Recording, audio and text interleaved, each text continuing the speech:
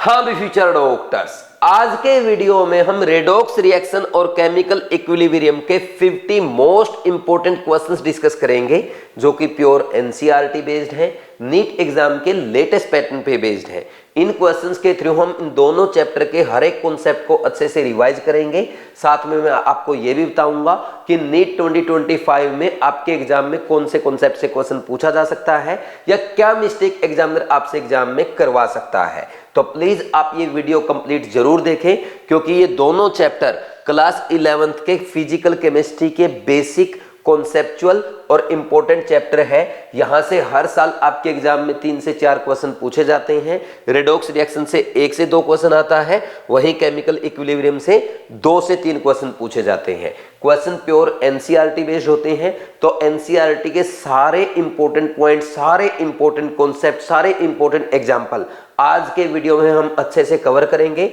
और जहां पे भी मैं आपको बोलूं कि ये इंपॉर्टेंट पॉइंट है या ये इंपॉर्टेंट क्वेश्चन है जो नीट 2025 में एज इट इज पूछा जा सकता है या ये मिस्टेक एग्जामिनर आपसे एग्जाम में करवा सकता है, अपने इन सारे इंपॉर्टेंट पॉइंट को आपको अलग से एक कॉपी में नोट कर लेना है और एग्जाम से पहले बार बार अच्छे से रिवाइज करना है ताकि आपसे एग्जाम में कोई भी मिस्टेक ना हो और आप अच्छे मार्क्स, अच्छी रैंक के साथ अपने ड्रीम कॉलेज में जाएं। ठीक है भाई, स्टार्ट करते हैं आज का वीडियो। इस वीडियो में हम 50 क्वेश्चंस करेंगे। कौन से क्वेश्चन है ये आप में से मोस्ट ऑफ द स्टूडेंट्स जानते हैं, ये बीवाइज क्लासेस की केयर टेस्ट सीरीज के redox reaction and chemical equilibrium chapter wise test के क्वेश्चंस है। भाई आपके केयर टेस्ट सीरीज में चैप्टर वाइज टेस्ट होते हैं, रिवीजन टेस्ट होते हैं, मेजर टेस्ट होते हैं। इनके वीडियो सॉल्यूशन मैं आपको प्रोवाइड करता हूं। वीडियो सॉल्यूशन के थ्रू एक एक चैप्टर के एक एक कॉन्सेप्ट को अच्छे से रिवाइज करते हैं। साथ में मैं आपको यह भी बताता हूं कि कौन से क्वेश्चन नीट 2025 में आ सकते हैं या क्या मिस्टेक एग्जामिनर आपसे एग्जाम में करवा सकता है। और साथ में हम टेस्ट अटेम्प्ट करने के बेस्ट मेथड्स भी सीखते हैं। तो प्लीज आप ये वीडियो सॉल्यूशन जरूर देखा करो और इनमें जो भी पॉइंट आपको सीखने को मिलते हैं उनको अलग से नोट करके जरूर रिवाइज किया करो। लेकिन इससे पहले मैं आपसे एक रिक्वेस्ट जरूर करूंगा, जब भी आप वीडियो सॉल्यूशन देखें उससे पहले आप एक बार केयर टेस्ट सीरीज से टेस्ट अटेम्प्ट करें। टेस्ट अटेम्प्ट करने के बाद वीडियो सॉल्यूशन देखेंगे, वो आपके लिए और भी ज्यादा इफेक्टिव होगा। अगर अभी तक आपने ये केयर टेस्ट सीरीज ज्वाइन नहीं की है, आज ही आप बीवाइज क्लासेस ऐप डाउनलोड करें और डाउनलोड करने के बाद कोर्सेज में जाके केयर टेस्ट सीरीज ज्वाइन करके ये टेस्ट अटेम्प्ट करें, फिर वीडियो सॉल्यूशन देखें। इससे आपको ज्यादा बेनिफिट मिलेगा। ठीक, तो अब टेस्ट के सॉल्यूशन स्टार्ट करते हैं। लेकिन सॉल्यूशन से पहले हमेशा हम इंपॉर्टेंट क्वेश्चन की लिस्ट बनाते हैं जो रिवीजन के लिए आप नोट कर सकते हैं। इनमें question number 2nd, 5th, 9th, 13th, 15th, 18th, 19th, 22nd, 23rd, 28th, 29th, 39th, 43rd, 45th, 46th and 50th question. Note करने का मतलब ये नहीं कि आप इन क्वेश्चन को और इनके सॉल्यूशन को लिख रहे हैं। इसका मतलब ये है अगर दोबारा से आपको ये टेस्ट रिवाइज करना है बट पूरा टेस्ट अटेम्प्ट करने का टाइम नहीं है तो आप ओनली ये 15-16 क्वेश्चन जो है ये अटेम्प्ट करेंगे। इनमें जो भी आपसे मिस्टेक होती है उस मिस्टेक का एनालिसिस करेंगे या एक्सप्लेनेशन देख के अपना डाउट क्लियर कर लेंगे। ठीक है भाई, तो देखो सबसे पहला क्वेश्चन क्या पूछा गया है, ये है रेडॉक्स का question. In which of the following compound and element exhibits 2 different oxidation state. 2 different oxidation state कौन से में शो करेगा। जैसे पहला देखो NH2OH है, भाई इसमें क्या होगा, अगर हम देखें नाइट्रोजन की X मान लो और यहाँ पे हाइड्रोजन कितने हैं, 3 हाइड्रोजन की +1 प्लस ऑक्सीजन पे -2 होती है, ओवरऑल 0, X कितना आ गया, X आ जाएगा आपका यहाँ पे -1। वहीं सेकंड अगर आपसे पूछे NH4NO3, देखो NH4NO3 में नाइट्रोजन ऐसे है NH4+ में है और NO3- में है। अगर यहाँ पे आप ऑक्सीडेशन स्टेट कैलकुलेट करेंगे ये -3 आएगी। ठीक, और आजकल इसको ऐसे लिखा जाता है नए पैटर्न के अकॉर्डिंग, ये 3- लिखा जाता है और यहाँ पे 5+ लिखा जाता है। ठीक, ऐसे करेंगे ना, सोल्व कर लोगे ना ऐसे X + 4 + 1 4 × +1 = +1, X = -3 आ गया। इसमें X मानो या Y मान लो क्योंकि अलग ऑक्सीडेशन स्टेट आनी है, +3 × -2 ओवरऑल -1, X = +5। एक बढ़िया बात देखो, इस कंपाउंड में नाइट्रोजन अपनी मिनिमम ऑक्सीडेशन स्टेट में भी है और मैक्सिमम में भी है। थर्ड N2H4 में क्या होगा, 2 नाइट्रोजन है तो 2 की 2X + 4 × +1 ओवरऑल 0, X = -2। और चौथा है N3H, इसमें नाइट्रोजन की X मान लो 3 nitrogen 3, X + 1 is equal to 0, x equal to -1/3। ठीक, देखो ये नाइट्रोजन में है ना, इनमें सेम ऑक्सीडेशन स्टेट आएगी नाइट्रोजन की, लेकिन यहाँ पे NH4 ये आयनिक कंपाउंड है, NH4 प्लस और NO3 माइनस में एग्जिस्ट करता है कैटायन और एनायन में, तो यहाँ पे नाइट्रोजन की अलग आएगी, यहाँ पे अलग आएगी। तो उसने पूछा डिफरेंट कहाँ शो करेगा, सेकंड में। Answer is 2। इजी क्वेश्चन था, ये हमारा फर्स्ट अटेम्प्ट का क्वेश्चन है। ठीक है भाई, नेक्स्ट क्वेश्चन नंबर सेकंड। ये अच्छा क्वेश्चन है, ये एग्जाम में आ सकता है। देखो क्या पूछा है, ये मैच द कॉलम का क्वेश्चन है। पहले में टाइप ऑफ रेडॉक्स रिएक्शन दे रखी है, ठीक, और द सेकंड में पहले में टाइप ऑफ रेडॉक्स रिएक्शन किस टाइप की है, ठीक, और दूसरे में रेडॉक्स रिएक्शन का एग्जांपल दे रखा है। पहले में लिखा है इसने कंबसन रिएक्शन। कंबसन रिएक्शन तो इसने वैसे लिख दिया, कंबसन की बजाय यहाँ पे कॉम्बिनेशन रिएक्शन भी हो सकता है, कॉम्बिनेशन। वैसे कंबसन भी ठीक है क्योंकि एक कंबसन का एग्जांपल दे रखा है, बट सही जो टाइप ऑफ रेडॉक्स रिएक्शन होते हैं वो आपके होते हैं combination reaction, disproportionation reaction, decomposition reaction, displacement reaction, ये टाइप आते हैं। तो कंबसन की बजाय यहाँ पे कॉम्बिनेशन रिएक्शन ज्यादा बेटर रहेगा। ठीक, तो अब देखो, अब क्या है, कॉम्बिनेशन रिएक्शन का मतलब क्या होता है, ऐसी रिएक्शन जिसमें रिडक्शन ऑक्सीडेशन तो हो रहा है, लेकिन इंपॉर्टेंट पॉइंट क्या है, एक एलिमेंट या तो दूसरे एलिमेंट के साथ कंबाइन कर रहा है, या एक एलिमेंट किसी दूसरे कंपाउंड के साथ कंबाइन कर रहा है। बस ध्यान ये रखना है, एक एलिमेंट होना चाहिए reactant side, at least one element should be present on reactant side. तो अब देखो पहली रिएक्शन जो है, इसमें O2 जो है ये एलिमेंट है और ये CH4 कंपाउंड के साथ कंबाइन कर रहा है। तो इसमें कार्बन अगर आप देखें -4 से +4 में जा रहा है, वहीं ऑक्सीजन 0 से -2 में, यानी कार्बन का ऑक्सीडेशन हुआ, ऑक्सीजन का रिडक्शन हुआ, तो रिडॉक्स रिएक्शन हो गई। और एक एलिमेंट भी है जो कंपाउंड के साथ कंबाइन कर रहा है, so this is combination reaction. और वैसे ही एक कंबसन रिएक्शन भी है, तो ए मैच कर जाएगा फर्स्ट के साथ। Second, disproportionation reaction. ऐसी रिएक्शन को कहते हैं जिसमें साइमल्टेनियसली एक ही एलिमेंट का ऑक्सीडेशन भी हो और रिडक्शन भी हो। चेक करो कौन से में होगा ऐसा। अगर यहाँ पे हम देखें, ये वाला एग्जांपल देखो आप, S8 सल्फर 0 में है, 0 से किस में गया, -2 में गया। और अगर आप यहाँ कैलकुलेट करेंगे इस वाले केस में, तो 2x + 3 × -2, ओवरऑल -2 लिखा है इन पे, x इज इक्वल टू +2 आ जाएगी। तो ये +2 में गया है, तो 0 से -2 में रिडक्शन सल्फर का, 0 से +2 में ऑक्सीडेशन। साइमल्टेनियसली एक ही एलिमेंट का रिडक्शन ऑक्सीडेशन हो, उसको रिडॉक्स रिएक्शन कहते हैं, सॉरी डिस्प्रोपोर्शनेशन रिडॉक्स रिएक्शन कहते हैं। Next, decomposition reaction. डिकम्पोजिशन में क्या होगा भाई, कंपाउंड डिकम्पोज होगा, और डिकम्पोज होने के बाद कम से कम उसमें एक एलिमेंट बनना चाहिए। देखो डिकम्पोजिशन तो ये भी है, CaCO3, इसको डिकम्पोज करोगे कैल्शियम ऑक्साइड प्लस CO2 बनेगा, ये डिकम्पोजिशन है। But it is not decomposition redox reaction. क्यों? क्योंकि इसमें किसी का साइमल्टेनियसली ऑक्सीडेशन रिडक्शन नहीं हो, मतलब किसी का ऑक्सीडेशन रिडक्शन नहीं हो रहा साइमल्टेनियसली, तो डिस्प्रोपोर्शनेशन में आता है। ये +2 में था, ये +2 में ही गया। ये +4 में है कार्बन, यहाँ पे भी +4 में है। ये -2 में ऑक्सीजन, यहाँ भी -2 में है, तो कोई चेंज नहीं आ रहा। तो ये डिकम्पोजिशन रेडॉक्स रिएक्शन नहीं होती है। लेकिन डिकम्पोजिशन रेडॉक्स कौन सी होगी, जो प्रोडक्ट में क्या बनाए, प्रोडक्ट साइड कम से कम एक एलिमेंट बनना चाहिए। तो देखो NaH है, ये सोडियम में गया, H2 में गया, इसमें दोनों ही एलिमेंट बन रहे हैं, कोई दिक्कत नहीं है। सोडियम +1 से 0 में गया, रिडक्शन हुआ, हाइड्रोजन -1 से 0 में गया, ऑक्सीडेशन हुआ। तो ये किसके साथ मैच कर गया, सेकंड के साथ। Next, displacement reaction.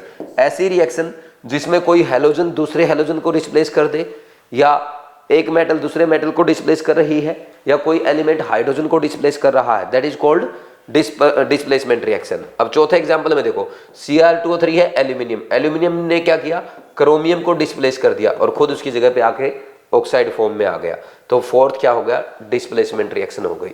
तो ये हो गया आपका A का 1, B का 3, C का 2, D का 4, answer is 3। Answer 3। Easy question है, वेरी इंपॉर्टेंट है ना, फॉर नीट 2025। ऐसा क्वेश्चन नीट में आ सकता है क्योंकि आपके NCERT के ही एग्जाम्पल है और नीट में एज इट इज पूछे जा सकते हैं। ठीक, कर लेंगे भाई। ठीक, आंसर थर्ड है, फर्स्ट अटेम्प्ट का क्वेश्चन है क्योंकि आसान सा क्वेश्चन था। नेक्स्ट इसके बाद कौन सा आएगा, question number third, assertion reason.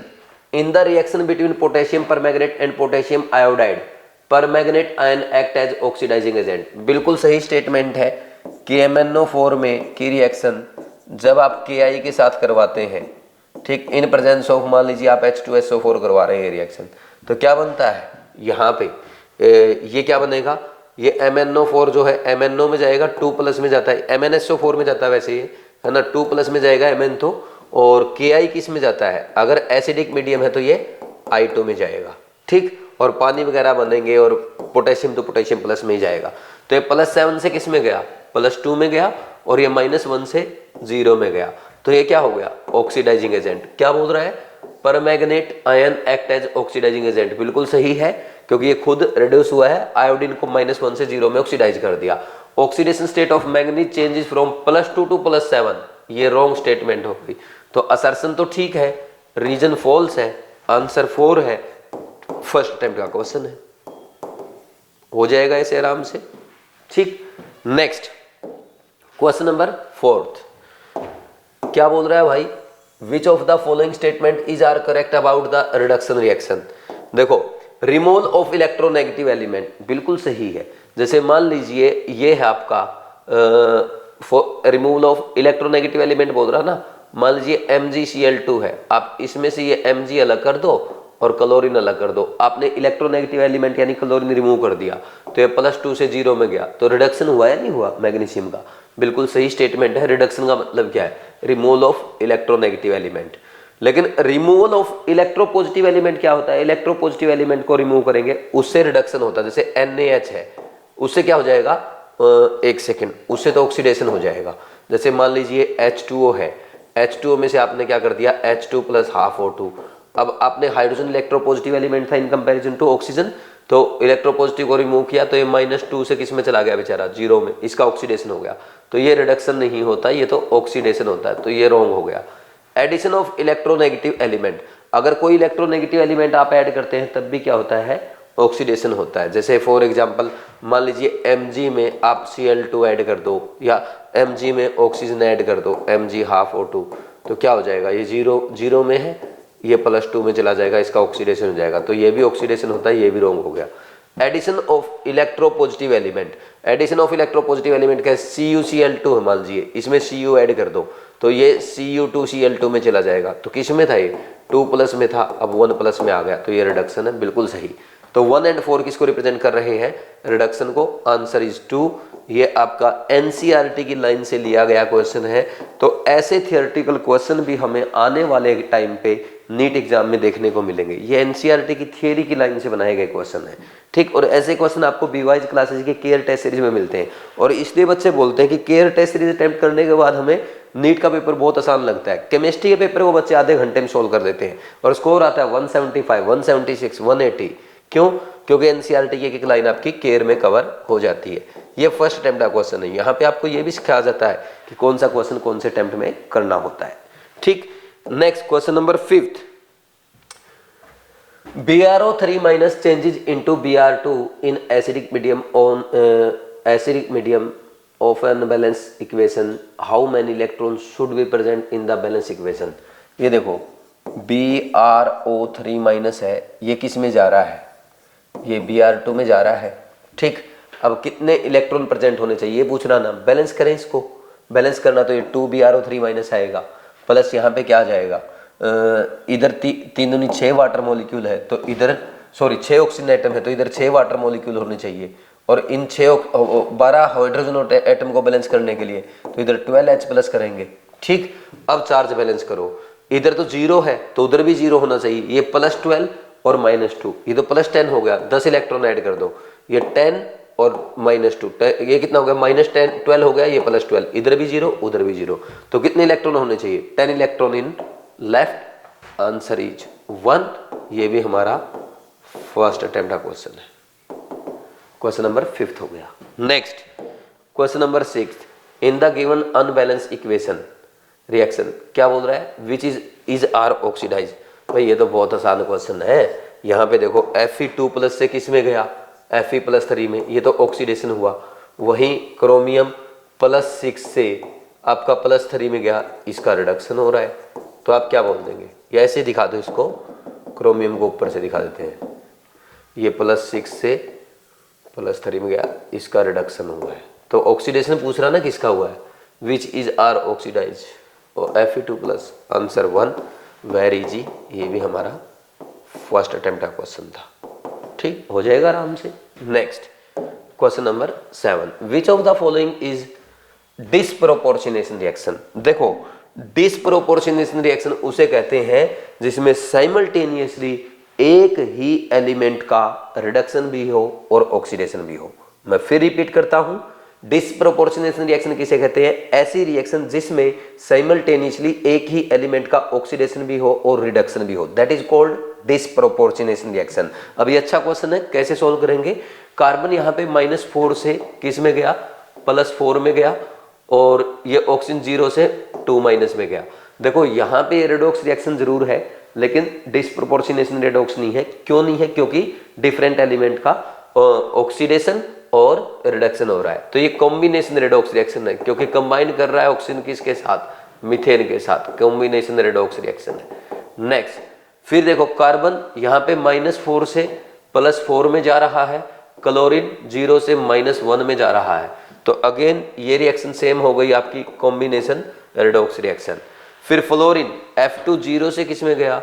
यहाँ पे -1 में गया है, और फिर यहाँ पे अगर हम बात करें OF2 में फ्लोरीन आपका -1 में ही आएगा, ये यहाँ भी -1 में, यहाँ भी -1 में, तो इसमें फ्लोरीन का ओनली रिडक्शन हुआ है। ठीक, और ऑक्सीजन को अगर देखें यहाँ पे ये -2 में है तो -2 से +2 गया है, और यहाँ पे ये -2 में ही है, तो ऑक्सीजन का एक जगह पे ओनली ऑक्सीडेशन हुआ है, रिडक्शन नहीं हुआ है। तो ऑक्सीजन का ओनली ऑक्सीडेशन हुआ, फ्लोरीन का ओनली रिडक्शन हुआ, तो ये रेडॉक्स रिएक्शन तो है लेकिन ये आपका डिसप्रोपोर्शनेशन नहीं है। फिर NO2 में नाइट्रोजन +4 में है, इधर देखो नाइट्रोजन किस में गया? +3 में गया, और यहाँ +5 में गया, तो नाइट्रोजन एक ही एलिमेंट का साइमल्टेनियसली रिडक्शन ऑक्सीडेशन है, तो ये हमारी डिसप्रोपोर्शनेशन रिएक्शन है। ठीक, इसका आंसर आ जाएगा 4। ये भी आसान क्वेश्चन था, हम फर्स्ट अटेम्प्ट में इसको कर सकते हैं। ठीक, नेक्स्ट क्वेश्चन नंबर 8 में क्या बोल रहा है? ये बैलेंस करके दिखाओ द ये रिएक्शन बैलेंस इज व्हेन। फिर एक काम करो, इसमें K2Cr2 7 और इसको अलग लिखना पड़ेगा अपने को, है ना? किसको? KCl को। एक काम कर दो, K2Cr2 7 में हम क्या करेंगे अब? KCl भी इसी में जा रहा है, CrO2 Cl2 में। ठीक, तो इसको सीधा बैलेंस करना पड़ेगा। क्या बोल रहा है? K2Cr2O7 plus KCl plus H2SO4 is converting into CrO2 Cl2 plus KHSO4 plus H2O।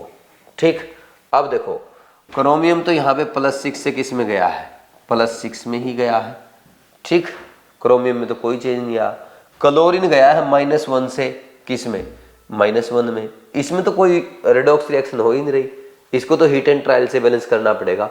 ये ऐसी कोई रिएक्शन नहीं है कि रेडॉक्स रिएक्शन से बैलेंस हो, क्योंकि आप देखो इसमें हर जगह अगर आप चेक करेंगे पोटेशियम हर जगह +1 में है। ठीक, चेक कर लेना बेशक। क्रोमियम यहाँ भी +6 में है, यहाँ भी +6 में है। ऑक्सीजन -2 में है हर जगह, और क्लोरीन -1 में है हर जगह, और सल्फर +6 में है। तो ये रेडॉक्स रिएक्शन तो है ही नहीं, ये तो रेडॉक्स रिएक्शन ही नहीं है। रेडॉक्स रिएक्शन में तो हम बैलेंसिंग करते हैं डिफरेंट मेथड से। कैसे भाई? एसिडिक मीडियम की बैलेंसिंग बेसिक मीडियम की है, न्यूट्रल की है, या ऑक्सीडेशन नंबर मेथड से। ठीक, तो इसको हीट एंड ट्रायल से बैलेंस होगा सीधा। पहले एक काम करते हैं, यहाँ पे ना इसको लिख दो, मान लीजिए 2 लिख दिया हमने, CrO2 Cl2। ठीक, क्यों? क्योंकि इधर 2 क्रोमियम, इधर भी 2 क्रोमियम होने चाहिए। अब इधर ये 2 दूनी 4 क्लोरीन हो गए, तो इधर 4 KCl होना चाहिए। अब पोटेशियम को बैलेंस करो, उधर कितने? 4 दूनी 4 2 6, तो इधर कितने होने चाहिए? 6 KHSO4। अब सल्फेट को बैलेंस करो तो ये 6 H2SO4। अब वाटर को बैलेंस करो, वाटर कितने होने चाहिए? वाटर आपके उधर कितने हाइड्रोजन है? 6 दूनी 12, तो इधर भी 6 नहीं, 6 तो इधर ऑलरेडी है, 3 होने चाहिए। अब बताओ कैसे बैलेंस होगा? ए तो आपका 1 आ जाएगा, K2Cr2 7 तो एक ही है, A = 1 आ गया। यहाँ से B कितना आ गया? KCl का 4, और C आ गया H2SO4 का 6, और ये क्या है? X आ गया आपका 2, और ये क्या है? Y आ गया आपका 6, और Z आ गया 3। अब चेक कर लो, A1 B4 C6 X2 Y6 Z3, answer 3। Hit and trial का क्वेश्चन था, इजी क्वेश्चन था। फर्स्ट या ज़्यादा से ज़्यादा सेकेंड अटेम्प्ट तक हम जा सकते हैं, इससे आगे जाने की जरूरत हमें नहीं पड़ेगी क्योंकि वेरी इजी क्वेश्चन है। ठीक, next question number 9, in the following redox reaction, ये रेडॉक्स रिएक्शन बैलेंस करनी पड़ेगी भाई अपने को, ये बैलेंस करनी आनी चाहिए। इसमें देखो क्या है, सबसे पहले Fe2 plus is converting into Fe3 plus, balance करो, सेंट्रल एटम बैलेंस है। ठीक, उसके बाद कोई हाइड्रोजन एटम ऑक्सीजन एटम है ही नहीं, सीधा चार्ज बैलेंस करो, इधर +2 उधर +3, तो इधर भी +2 करने के लिए एक इलेक्ट्रॉन ऐड कर दो, ये -1 ये +3 +2 हो गया, इधर भी +2। पहली हाफ रिएक्शन बैलेंस हो गई, ऑक्सीडेशन हाफ रिएक्शन। दूसरी आपकी डाइक्रोमेट आयन है Cr2O7 2-, इसको बैलेंस करते हैं, किस में जा रहा है, क्रोमियम 3+ में। सबसे पहले बैलेंस करेंगे सेंट्रल एटम, इधर 2 क्रोमियम इधर भी 2 क्रोमियम, फिर बैलेंस करेंगे ऑक्सीजन एटम, इधर 7 तो इधर 7 वाटर मॉलिक्यूल, बैलेंस हो गया। फिर 7 2 जा 14 हाइड्रोजन है राइट साइड, तो इधर 14H+ आ जाएगा। फिर इसके बाद क्या बैलेंस करेंगे भाई, अब देखो ये इधर सारे एटम बैलेंस हो गए, चार्ज बैलेंस करो, 3 दूनी 6 +6 इधर है, उधर +14 और -2 +12 है, तो इधर 6 इलेक्ट्रॉन ऐड कर दो, ये -6 और -2 -8 +14 +6, इधर भी +6 उधर भी +6, ये इक्वेशन 1 है और ये इक्वेशन 2 है। अब इक्वेशन 1 और 2 को ऐसे कोफिशिएंट से मल्टीप्लाई करके ऐड करो ताकि इनके इलेक्ट्रॉन्स कैंसिल हो जाए। ये 1 इलेक्ट्रॉन दे रहा है, ये 6 ले रहा है, तो इसको 6 से मल्टीप्लाई करके ऐड कर दो, तो इक्वेशन 1 को 6 से मल्टीप्लाई करके ऐड करेंगे और सेकंड को एज इट इज, तो 6 इलेक्ट्रॉन से 6 इलेक्ट्रॉन कैंसिल हो जाएंगे, बचे है क्या 14, ये बचेगा आपका Fe2+ बचेगा कितना 6 प्लस आप Cr2O7 कितना है आपका, एक ही मॉलिक्यूल है, H+ आयन आपके 14 होंगे, और फिर ये Fe3+ में कन्वर्ट होगा 6 Fe3+ में, प्लस 2 क्रोमियम 3+ आयन्स होंगे, प्लस आपके 7 वाटर मॉलिक्यूल हो जाएंगे। अब देखो x कितना आया, x इज 6, y इज 1 और z is 14, 6 1 14, answer is 3, answer is 3, answer is 3। ये सेकंड या ज़्यादा से ज़्यादा आप थर्ड अटेम्प्ट तक, मतलब सेकंड अटेम्प्ट में हो ही जाएगा ये, क्योंकि इतना बड़ा क्वेश्चन नहीं है कि थर्ड अटेम्प्ट तक लेके जाए। थर्ड अटेम्प्ट में उनको लेके जाते हैं जिसमें कैलकुलेशन बहुत टफ आ जाए, जिसमें बहुत ज़्यादा टाइम लगे। ये 4 स्टेप में तो हो ही गया, एग्जाम में भी आराम से 1 मिनट में हो जाएगा। मैं तुम्हें समझा रहा हूँ इसलिए मुझे थोड़ा सा टाइम लग रहा है। ठीक, अब देखो ये आपका NCERT बेस्ड क्वेश्चन है। ठीक, नीट एग्जाम में आ सकता है, नीट में आ सकता है, ठीक है ना, और बहुत आसान क्वेश्चन है ना, कर लेंगे या नहीं कर लेंगे।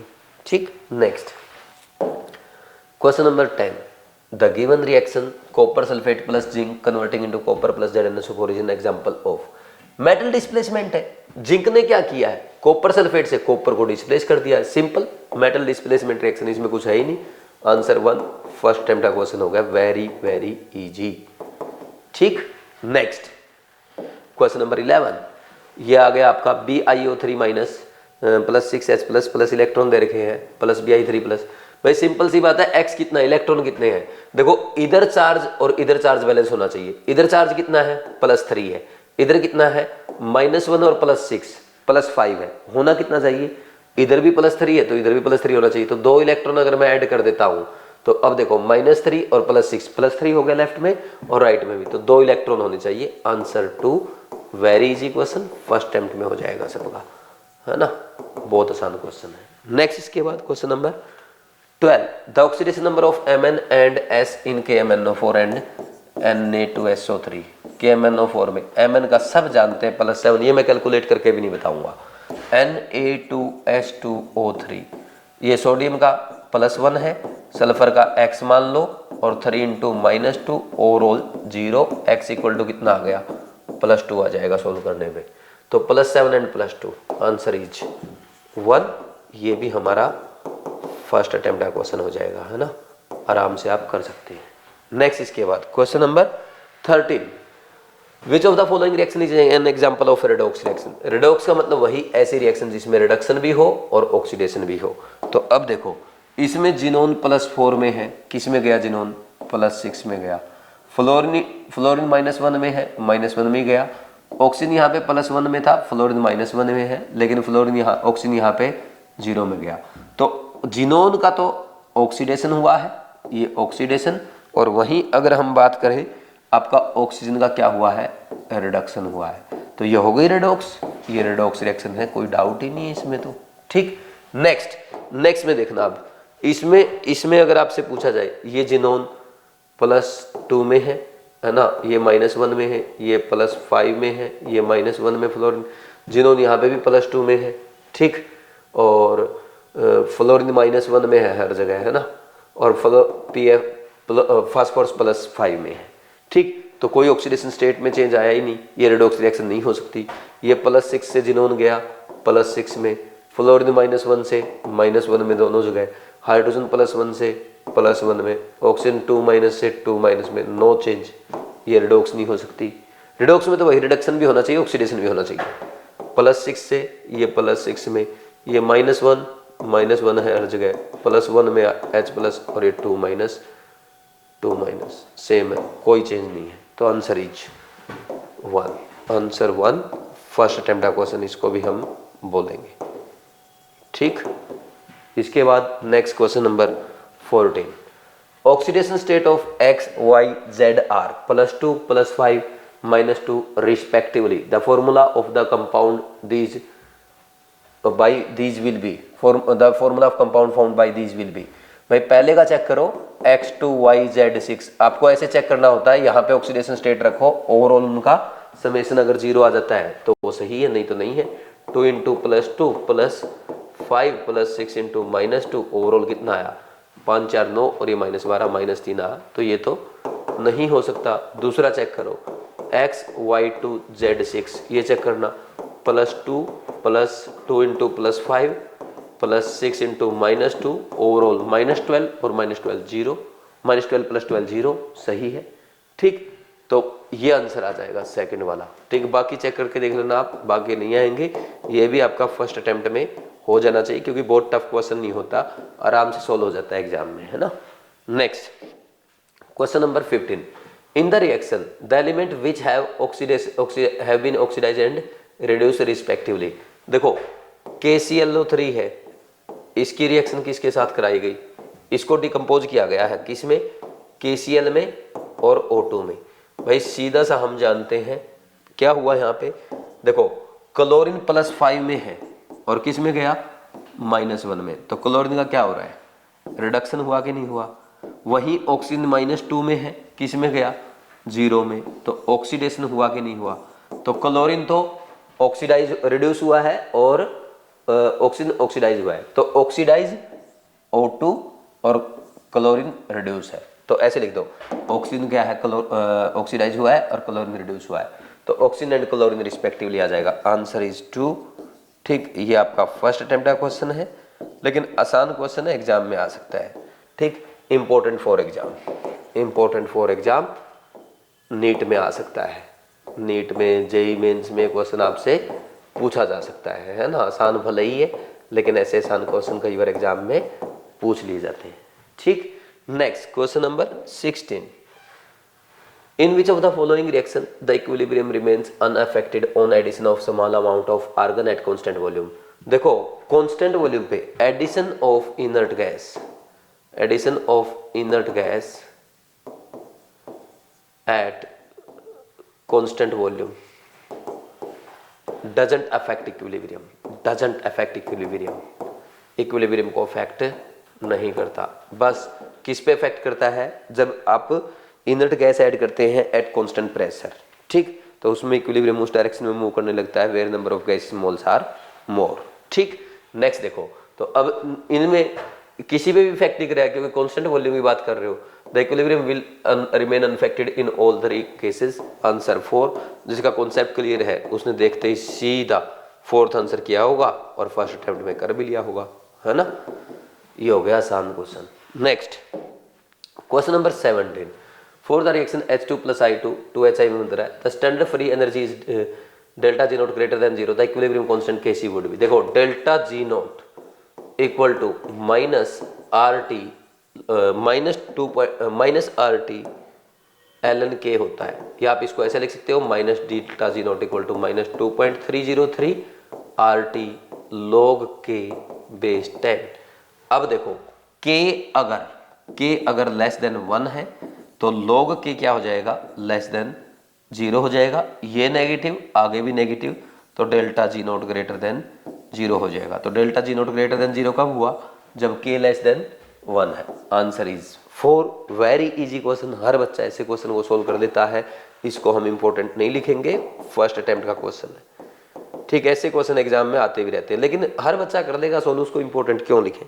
ठीक, next question number 18। On increasing the pressure in which direction will the gas phase reaction proceed to re establish equilibrium is predicted by applying Lee-Chatelier principle. Consider the reaction. N2 plus 3H2 is converting into 2NH3. ठीक, which of the following statement is correct if total pressure at which the equilibrium is established is increased without changing the pressure? अगर pressure increase करते हैं, ठीक भाई मेरी बात सुनो, ये बहुत इंपॉर्टेंट क्वेश्चन है। ठीक, वो बोल रहा है, ये रिएक्शन देती है आपको एक, ठीक, ये on increasing the pressure in which direction will the gas phase reaction proceed to re establish equilibrium is predicted by applying Le Chatelier principle. ऊपर की जो लाइन लिखी है ध्यान से सुनना मेरी बात। ऐसे क्वेश्चन जब एग्जाम में आते हैं, बहुत सारे बच्चे क्वेश्चन को मिस्टेक करके आते हैं। क्यों? क्योंकि पहले ही वो अपना माइंड बना लेते हैं कि क्वेश्चन में मुझे क्या करना है। लेकिन देखो, इसने जो ये लाइन लिखी ना, on increasing the pressure in which direction will the gas phase reaction proceed to re establish equilibrium is predicted by applying the Le Chatelier principle. बस ये थियरी लिख के बता रहा है, इस लाइन का इस क्वेश्चन के लिए कोई सेंस नहीं है। अब नेक्स्ट पढ़ो, कंसीडर द रिएक्शन, ये रिएक्शन है। अब बोल रहा है विच of the following statement is correct if total pressure at which equilibrium is establish is increase without changing the temperature. अगर आप टेम्परेचर कांस्टेंट रखते हैं, टी कांस्टेंट करते हैं और प्रेशर बढ़ा देते हैं, तो इससे इक्विलिब्रियम पे क्या इफेक्ट आएगा? के पे पूछ रहा है, इक्विलिब्रियम पे नहीं, इक्विलिब्रियम कांस्टेंट पे पूछ रहा है। जब तक टेम्परेचर कांस्टेंट है, इक्विलिब्रियम कांस्टेंट क्या होगा? सेम रहेगा कि नहीं रहेगा? उस पे कोई चेंज नहीं आएगा, तो के will remain same. Answer is 1। कुछ बच्चों की आदत होती है कि हमने पढ़ा है कि प्रेशर इंक्रीज करने पे equilibrium moves in a direction where gases number of moles are less, तो वो बोल देंगे बैकवर्ड डायरेक्शन में जाएगा, के घट जाएगा। ऐसा कुछ नहीं होता। ध्यान रखना, कभी भी हम प्रेशर बढ़ाते हैं, नंबर ऑफ मोल्स चेंज करते हैं, प्रेशर चेंज करते हैं, नंबर ऑफ मोल चेंज करते हैं, कंसंट्रेशन चेंज करते हैं, वॉल्यूम चेंज करते हैं, हम डेंसिटी चेंज करते हैं, कैटालिस्ट ऐड करते हैं, इनर्ट गैस ऐड करते हैं, इनसे इक्विलिब्रियम कांस्टेंट पे कोई इफेक्ट नहीं आता है। इक्विलिब्रियम कांस्टेंट को सिर्फ कौन चेंज करता है? टेम्परेचर चेंज करता है। और अगर टेम्परेचर कांस्टेंट है तो इक्विलिब्रियम कांस्टेंट यानी के सेम रहेगा। ये है इंपॉर्टेंट पॉइंट। तो ये जो मैंने आपको बताया, यहां से आपके एग्जाम में क्वेश्चन आ सकता है, लिख लो। Very very very important for NEET 2025, यहां से क्वेश्चन आ सकता है। ठीक है भाई, कर देंगे। Answer is 1। Answer is 1। ठीक, तो जो मैंने अब देखो आपको केयर टेस्ट सीरीज में सिखाया है कि क्या मिस्टेक एग्जामिनर आपसे करवा सकता है, ये चीजें आपको सीखने को मिलती है। ये लर्निंग आपकी कि ये स्टेटमेंट फालतू की लिख रखी है, क्वेश्चन तो आपका यहां से स्टार्ट हुआ नीचे वाली स्टेटमेंट से, समझे या नहीं? ठीक, तो ये केयर टेस्ट सीरीज में ऐसी सारी चीजें आपको सीखने को मिलेगी। ठीक, नेक्स्ट देखो, इसके बाद क्या आएगा? Consider the following statement about the equilibrium 2SO2 plus O2 is converting into 2SO3। ये एक्जोथर्मिक रिएक्शन हो गई, सही है, एक्जोथर्मिक है। तो अब इस रिएक्शन के बारे में पूछ रहा हुआ कब फॉरवर्ड में जाएगी, है ना? प्रेशर और टेम्परेचर से क्या इफेक्ट आएगा, मैं आपको पहले मैं बता देता हूं। देखो, अगर प्रेशर इंक्रीज करते हैं, equilibrium moves in a direction where number of gases moles are less. Left side 2 और 1 3 गैसेस मोल है, राइट साइड में 2 है। तो इस केस में प्रेशर इंक्रीज करने पे इक्विलिब्रियम मूव्स फॉरवर्ड। अब यहां पे इस रिएक्शन में हीट रिलीज हुई है, तो हम इसको अगर और हीट दे दें, इक्विलिब्रियम बैकवर्ड जाएगा। क्यों? क्योंकि एक्सोथर्मिक रिएक्शन में टेम्परेचर बढ़ाने पे इक्विलिब्रियम बैकवर्ड जाता है, एंडोथर्मिक में टेम्परेचर बढ़ाने पे इक्विलिब्रियम फॉरवर्ड जाता है। क्योंकि जिस रिएक्शन में ऑलरेडी हीट रिलीज हो रही है, एक्सोथर्मिक की बात कर रहा हूं, जिस रिएक्शन में ऑलरेडी हीट रिलीज हो रही है, अगर उसको आप और टेम्परेचर दोगे और हीट दोगे तो वो बैकवर्ड चला जाएगा। ठीक, तो इस इक्वेशन में हमें क्या करना पड़ेगा? टेम्परेचर डिक्रीज करना पड़ेगा, तभी इक्विलिब्रियम फॉरवर्ड जाएगा। तो पहला क्या है? On decreasing the temperature, no. On increasing the temperature and pressure, दोनों बोल रहे हैं इंक्रीज करने पर, नहीं। थर्ड पढ़ो, on decreasing the temperature and increasing the pressure equilibrium shift in forward direction. ये सही है और ये दोनों गलत है। Only 3 is the correct. Answer is 3। और इस क्वेश्चन को भी हम फर्स्ट अटेम्प्ट में कर सकते थे। ये अच्छा क्वेश्चन है, ठीक, इंपॉर्टेंट फॉर एग्जाम। ये भी मतलब अच्छा क्वेश्चन है, एग्जाम में ऐसे क्वेश्चन आते रहते हैं। ठीक, ये ध्यान रखना है। नेक्स्ट है question number 20। Consider the following statements regarding physical process. देखो भाई, आपको 5 स्टेटमेंट दी गई है और ये पूछा गया है इनमें से कितनी स्टेटमेंट करेक्ट है। देखो, सारी स्टेटमेंट आपकी एनसीईआरटी बेस्ड है, इसलिए ये इंपॉर्टेंट क्वेश्चन है और नीट 2025 में क्वेश्चन एज इट इज भी आपके एग्जाम में आ सकता है। समझते हैं कैसे सोल्व करना है। सबसे पहला, equilibrium is possible only in a close system eight a given temperature. बिल्कुल सही बात है, चाहे फिजिकल इक्विलिब्रियम हो या केमिकल इक्विलिब्रियम हो, हमेशा क्लोज कंटेनर में ही अचीव होता है। ये हमने केमिकल इक्विलिब्रियम वाले चैप्टर में ऑलरेडी पढ़ रखा है। सेकंड स्टेटमेंट क्या है? Both the opposing processes occur at the same rate and there is a dynamic but stable condition. ये भी सही स्टेटमेंट है। हम जानते हैं जब भी कोई रिएक्शन इक्विलिब्रियम पे होती है उसमें rate of forward reaction is equal to rate of backward reaction होता है कि नहीं होता है? होता ना। देखो, रिएक्शन आपकी डायनामिक है, यानी रिएक्शन अभी भी मोशन में है, लेकिन रेट ऑफ फॉरवर्ड रिएक्शन जो है वो रेट ऑफ बैकवर्ड रिएक्शन के क्या होगा? इक्वल होगा। यानी जिस रेट से रिएक्टेंट प्रोडक्ट में कन्वर्ट हो रहा है उसी रेट से आपका प्रोडक्ट रिएक्टेंट में कन्वर्ट हो रहा है। इसलिए आपकी जो बाकी कंडीशंस है, जैसे प्रेशर हो गया, टेम्परेचर हो गया, या आपके कंसंट्रेशन है, डेंसिटी है, कलर है, वो सब क्या हो जाते हैं? कांस्टेंट हो जाते हैं। बोलो, कोई डाउट तो नहीं है? तो इसमें क्या होगा? सेम रेट होगा अपोजिंग प्रोसेस का, यानी फॉरवर्ड और बैकवर्ड प्रोसेस का। डायनामिक इक्विलिब्रियम होगा, लेकिन कंडीशन क्या हो जाएगी? स्टेबल हो जाएगी। बिल्कुल सही स्टेटमेंट है, ये भी एनसीईआरटी की लाइन है। Next, all measurable properties of the system remain constant. देखो भाई, एट, ये स्टेटमेंट सही है। एट इक्विलिब्रियम जैसे आपकी मेजरेबल प्रॉपर्टी होती है, प्रेशर है, टेम्परेचर है, नंबर ऑफ मोल्स है, वॉल्यूम है, कंसंट्रेशन है, डेंसिटी है, कलर एटसेट्रा, ये सब क्या हो जाते हैं? ये कांस्टेंट हो जाते हैं। ये सब क्या हो जाते हैं? कांस्टेंट हो जाते हैं। सारी मेजरेबल प्रॉपर्टीज कांस्टेंट हो जाती है। Next, when equilibrium is attained for a physical process it is characterised by constant value of one of its parameter at a given temperature. देखो, किसी भी प्रोसेस में इक्विलिब्रियम कैसे अचीव होगा? जैसे मान लीजिए हम फिजिकल प्रोसेस की बात करें, H2O लिक्विड से किस में जा रहा है? H2O गैस में जा रहा है। ये एक फिजिकल इक्विलिब्रियम का एग्जांपल है। तो आपको पता है कब अचीव होगा? कब अचीव होगा? जब इसका टेम्परेचर 373 केल्विन होता है और 1 बार प्रेशर होता है, तब इसमें एग्जैक्ट इक्विलिब्रियम अचीव हो जाता है। यानी क्लोज कंटेनर में अगर हम 100 डिग्री सेल्सियस और 1 बार प्रेशर पे अगर क्या रख देंगे? पानी को रख देंगे और साथ में उसके जो वेपर्स बनेंगे वो आपस में इक्विलिब्रियम में आएंगे और वहां पे वेपर्स जो बन रहे हैं वो जो number of moles of vapour होंगे, number of mole of liquid water जो होंगे वो कांस्टेंट हो जाएंगे, क्योंकि rate of formation of vapour and rate of condensation या rate of evaporation of rate of condensation same हो जाता है। ठीक, तो ये बिल्कुल सही स्टेटमेंट है। इक्विलिब्रियम किस पे अचीव होगा? It is characterised by a constant value of one of its parameter. जैसे वो प्रेशर हो सकता है, टेम्परेचर हो सकता है, या उसकी डेंसिटी से रिप्रेजेंट कर सकते हैं, या कंसंट्रेशन वगैरह से रिप्रेजेंट कर सकते हैं कि वो कांस्टेंट हो जाएगी। Next, magnitude of such quantities at any stage indicates the extent to which the physical process has proceed before reaching equilibrium. ये बात भी सही है भाई। जो ये क्वांटिटीज की बात कर रहे हैं, magnitude of such quantities at any stage indicate the extent to which physical process has proceed before reaching the equilibrium. इनमें से जैसे हम बात कर रहे हैं कि भाई इतना प्रेशर आने पे, जैसे आप अगर मान लीजिए वाटर रख लें क्लोज कंटेनर में और वाटर को हम गर्म करना स्टार्ट करें, फॉर एग्जांपल गर्म करते हैं, हम गर्म करते जाएंगे तो यहाँ पे ये वेपर्स का प्रेशर जब 1 बार हो जाएगा, बढ़ता जाएगा। मान लीजिए 0.8 हो गया, तो हम बता सकते हैं ना कि अभी इक्विलिब्रियम किस डायरेक्शन में जा रहा है? इक्विलिब्रियम आपका वेपर्स की तरफ जा रहा है, क्योंकि अभी इक्विलिब्रियम अचीव नहीं हुआ है। तो हमारी प्रोसेस कहां जा रही है?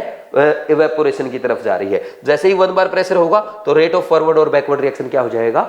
सेम हो जाएगा। रेट ऑफ फॉरवर्ड प्रोसेस और बैकवर्ड प्रोसेस सेम हो जाएगा। तो ये स्टेटमेंट भी बिल्कुल सही है। तो ये बहुत ही इंपॉर्टेंट क्वेश्चन है, ये आपका एनसीईआरटी बेस्ड क्वेश्चन है। देखो, ये 5 की 5 स्टेटमेंट आपकी एनसीईआरटी में है और एनसीईआरटी में जो स्टेटमेंट है वो आपके नीट 2025 एग्जाम में एज इट इज पूछी जा सकती है। नीट 2025 में क्वेश्चन आ सकता है। ठीक, मैं पहले ही लिख देता हूं, फिर जब आएगा तब आप खुशी खुशी इसको सोल्व करके आना। अब आप कहेंगे सर इतना श्योरिटी के साथ कैसे बोल रहे हो नीट 2025 में आ सकता है? क्योंकि देखो ये आपकी केयर टेस्ट का क्वेश्चन है और केयर टेस्ट सीरीज में हर क्वेश्चन आपका प्योर एनसीईआरटी बेस्ड होता है। कैसे? देखो मैं आपको दिखा भी देता हूं। अगर आपने एनसीईआरटी पढ़ी हो, देखो ये वाला आपका यहाँ पे ये पांचों स्टेटमेंट पढ़ो। देखो ये पांचों स्टेटमेंट मैंने हाईलाइट करके भी दे रखी है। तो ये जो स्टेटमेंट आपकी हाईलाइट करके दी गई है, ये जो पीडीएफ आप देख रहे हैं, ये कृष्णा बैच की पीडीएफ है। और मैंने आपको ये भी बोला है कि जो भी क्वेश्चन आएगा वो आपके कृष्णा बैच की हाईलाइटेड पीडीएफ से आएगा, कृष्णा बैच में जो मैंने आपको पढ़ाया वहीं से आएगा। तो ये पांचों स्टेटमेंट पढ़ लो। Equilibrium is possible only in a close container at a given temperature, बिल्कुल सही स्टेटमेंट है। Second, both opposing process occur at the same rate and there is a dynamic but stable condition.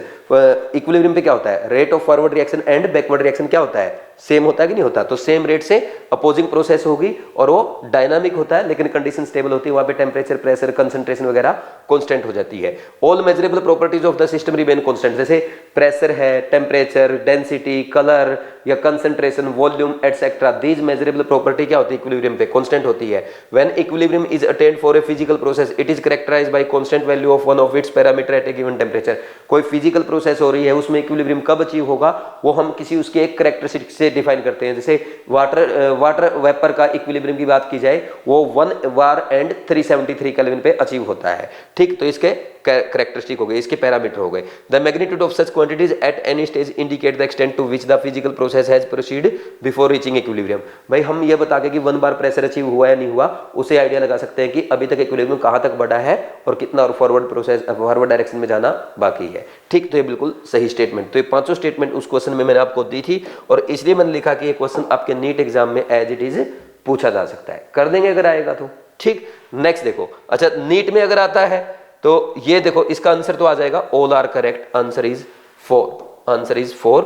और ये NEET में अगर आता है, NEET में अगर आता है तो आप इसको कितने अटेम्प्ट में करेंगे, इसको सेकंड अटेम्प्ट में करेंगे या थर्ड अटेम्प्ट में करेंगे। क्योंकि देखो भाई, इस क्वेश्चन को पढ़ने में आपको 1 मिनट से ज्यादा का टाइम लग जाएगा और फिर पेपर में थोड़ा कंफ्यूजन भी होता है, यार कोई स्टेटमेंट गलत तो नहीं है, कहीं एग्जामिनर ने चीटिंग तो नहीं कर रखी है, ठीक, छेड़छाड़ तो नहीं कर रखी स्टेटमेंट के साथ, तो पढ़ने में थोड़ा टाइम लगता है। तो इसको पहले अटेम्प्ट में मत करना अगर इतनी स्टेटमेंट नजर आए तो। ऐसे में आपको केयर टेस्ट सीरीज के थ्रू ये भी सिखाता हूँ कि कौन सा क्वेश्चन आपको कौन से अटेम्प्ट में करना होता है। ठीक, कर देंगे इस क्वेश्चन को। नेक्स्ट देखो, इसके बाद question number 21, which of the following statement is incorrect regarding equilibrium state. भाई इक्विलिब्रियम पे क्या होता है, जैसे इक्विलिब्रियम अचीव होगा डेल्टा जी इक्वल टू 0, बिल्कुल सही स्टेटमेंट है।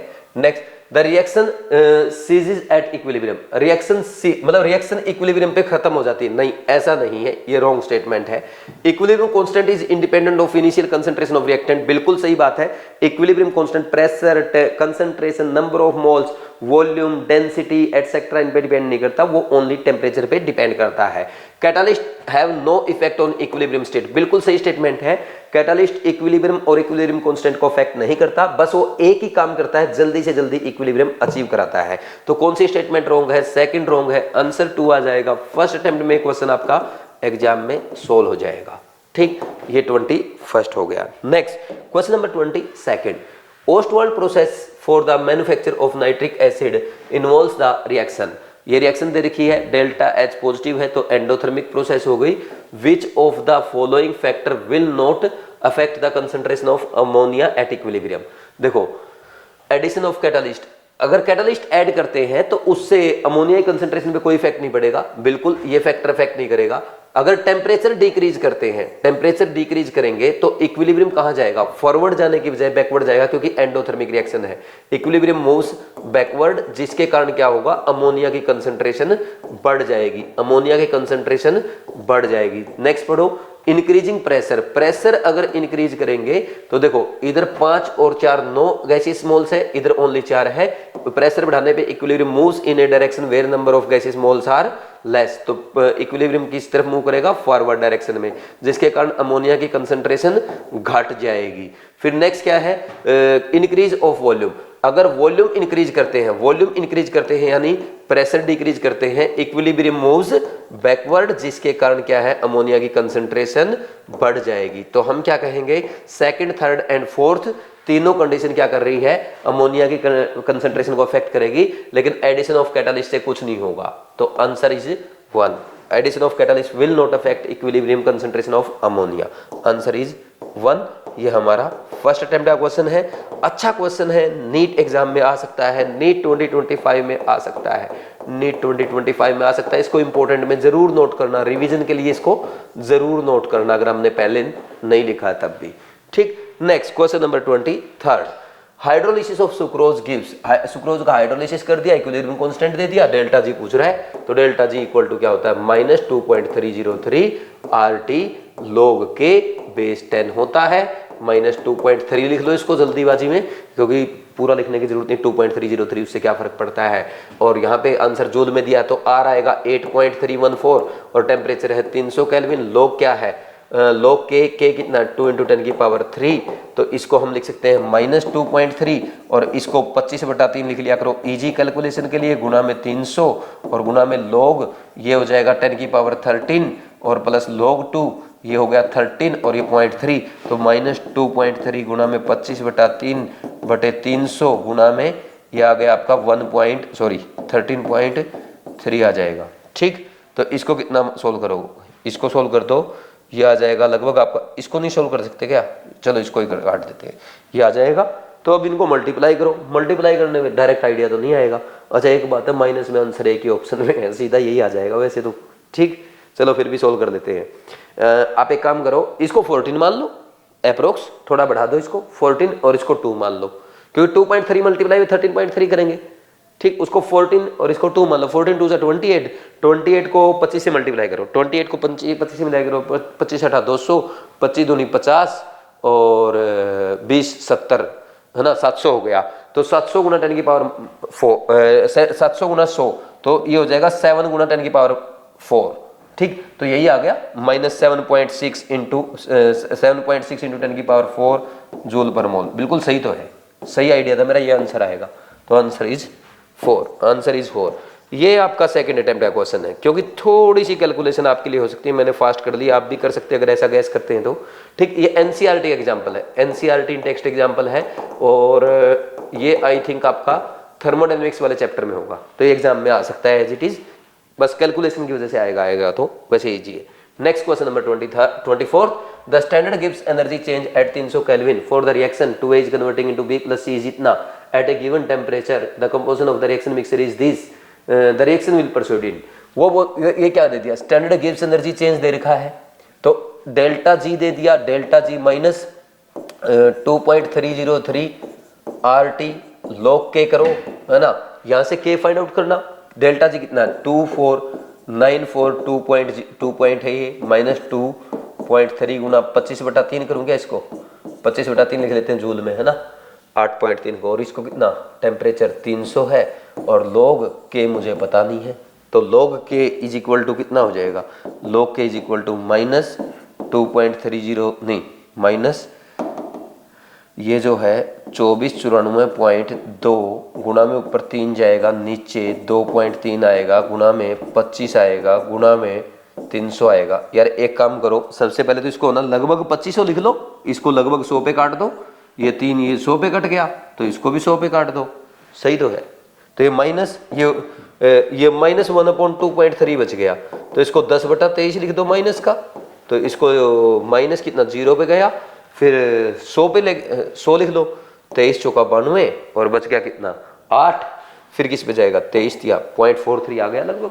ठीक, तो अब क्या करेंगे, अब K इज इक्वल टू 10⁻⁻43 हो जाएगा। ठीक, इसको क्या लिखा जाए, इसको आप लिख सकते हो 10⁻⁻1 प्लस पॉइंट कितना लिखोगे 47, और ये हो गया 10⁻⁻1 गुना 10⁻4.7 होता है 3, तो 3 इंटू 10⁻⁻1 दैट इज 0.3 हो गया आपका इक्विलिब्रियम कांस्टेंट।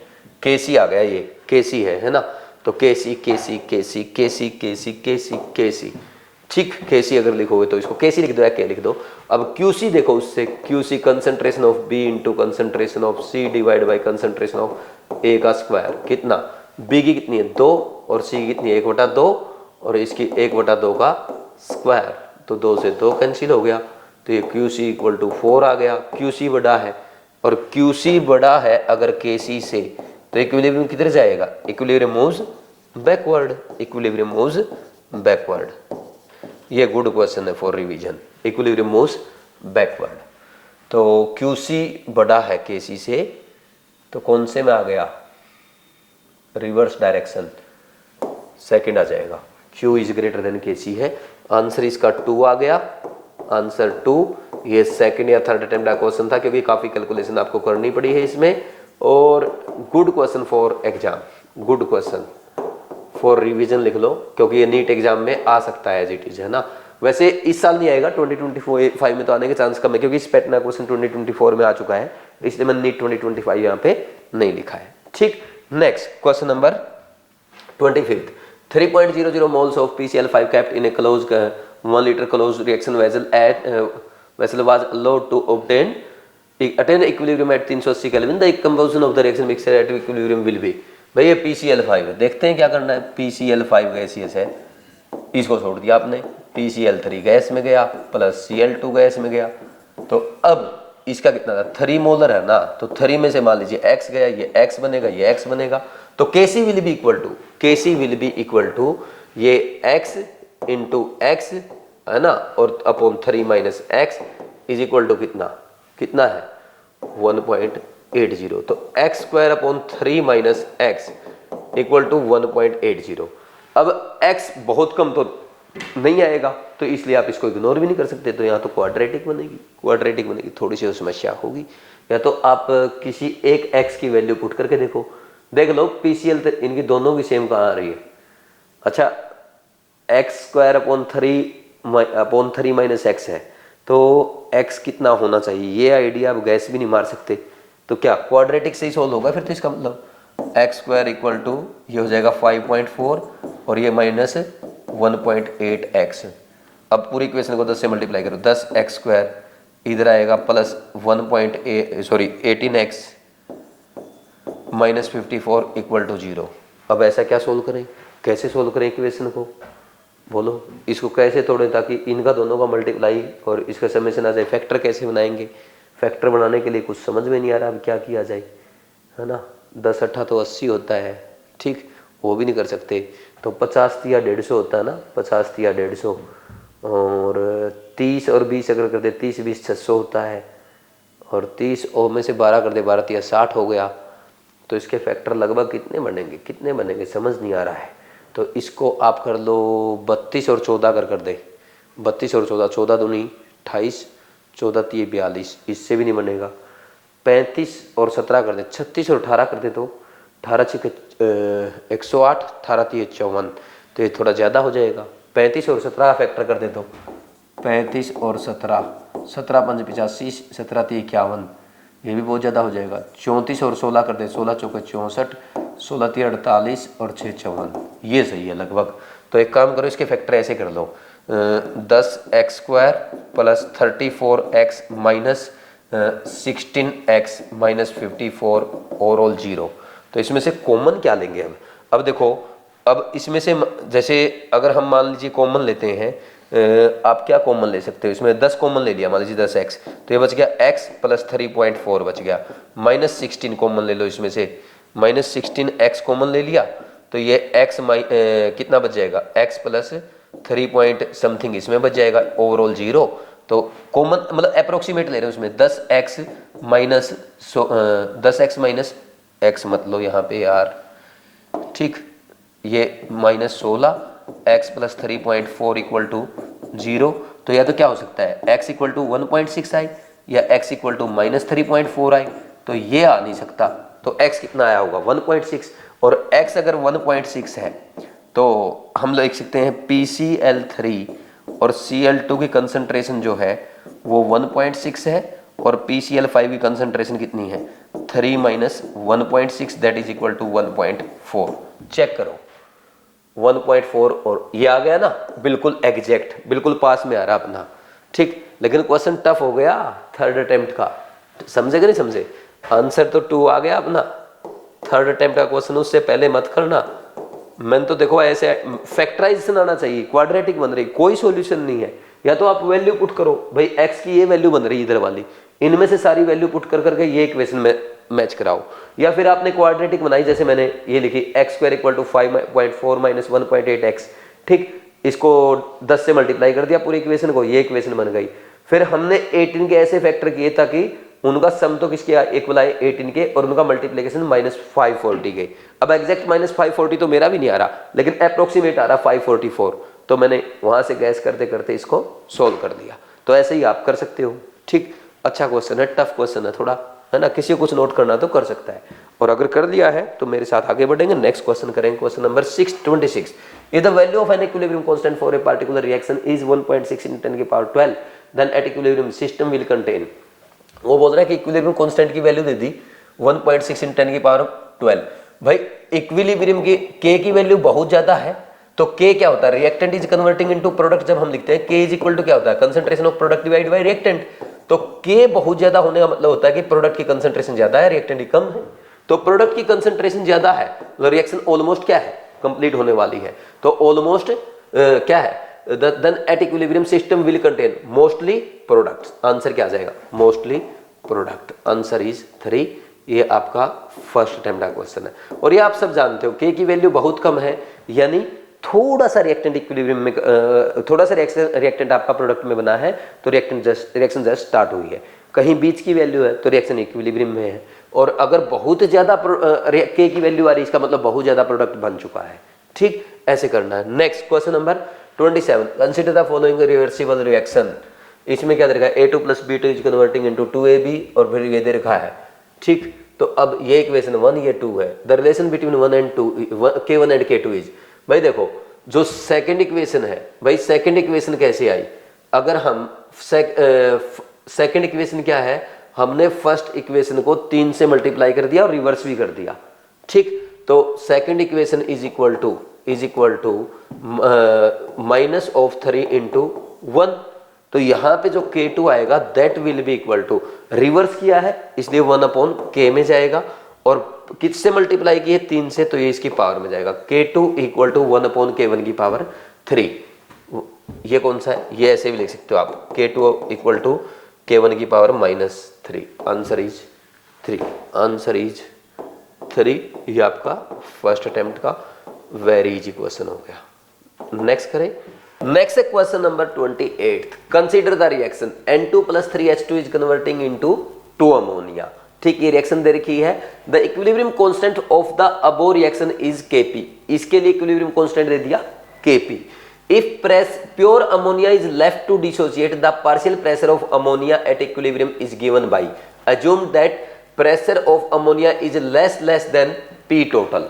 देखो भाई बहुत ही अच्छा क्वेश्चन है, टफ भी है। अगर पेपर में ऐसा क्वेश्चन आता है उसको फर्स्ट, सेकंड या थर्ड अटेम्प्ट में नहीं बल्कि सबसे लास्ट में करते हैं, क्योंकि इसमें मिस्टेक होने का चांस भी है और ये कैलकुलेशन में भी टाइम टेकिंग क्वेश्चन है।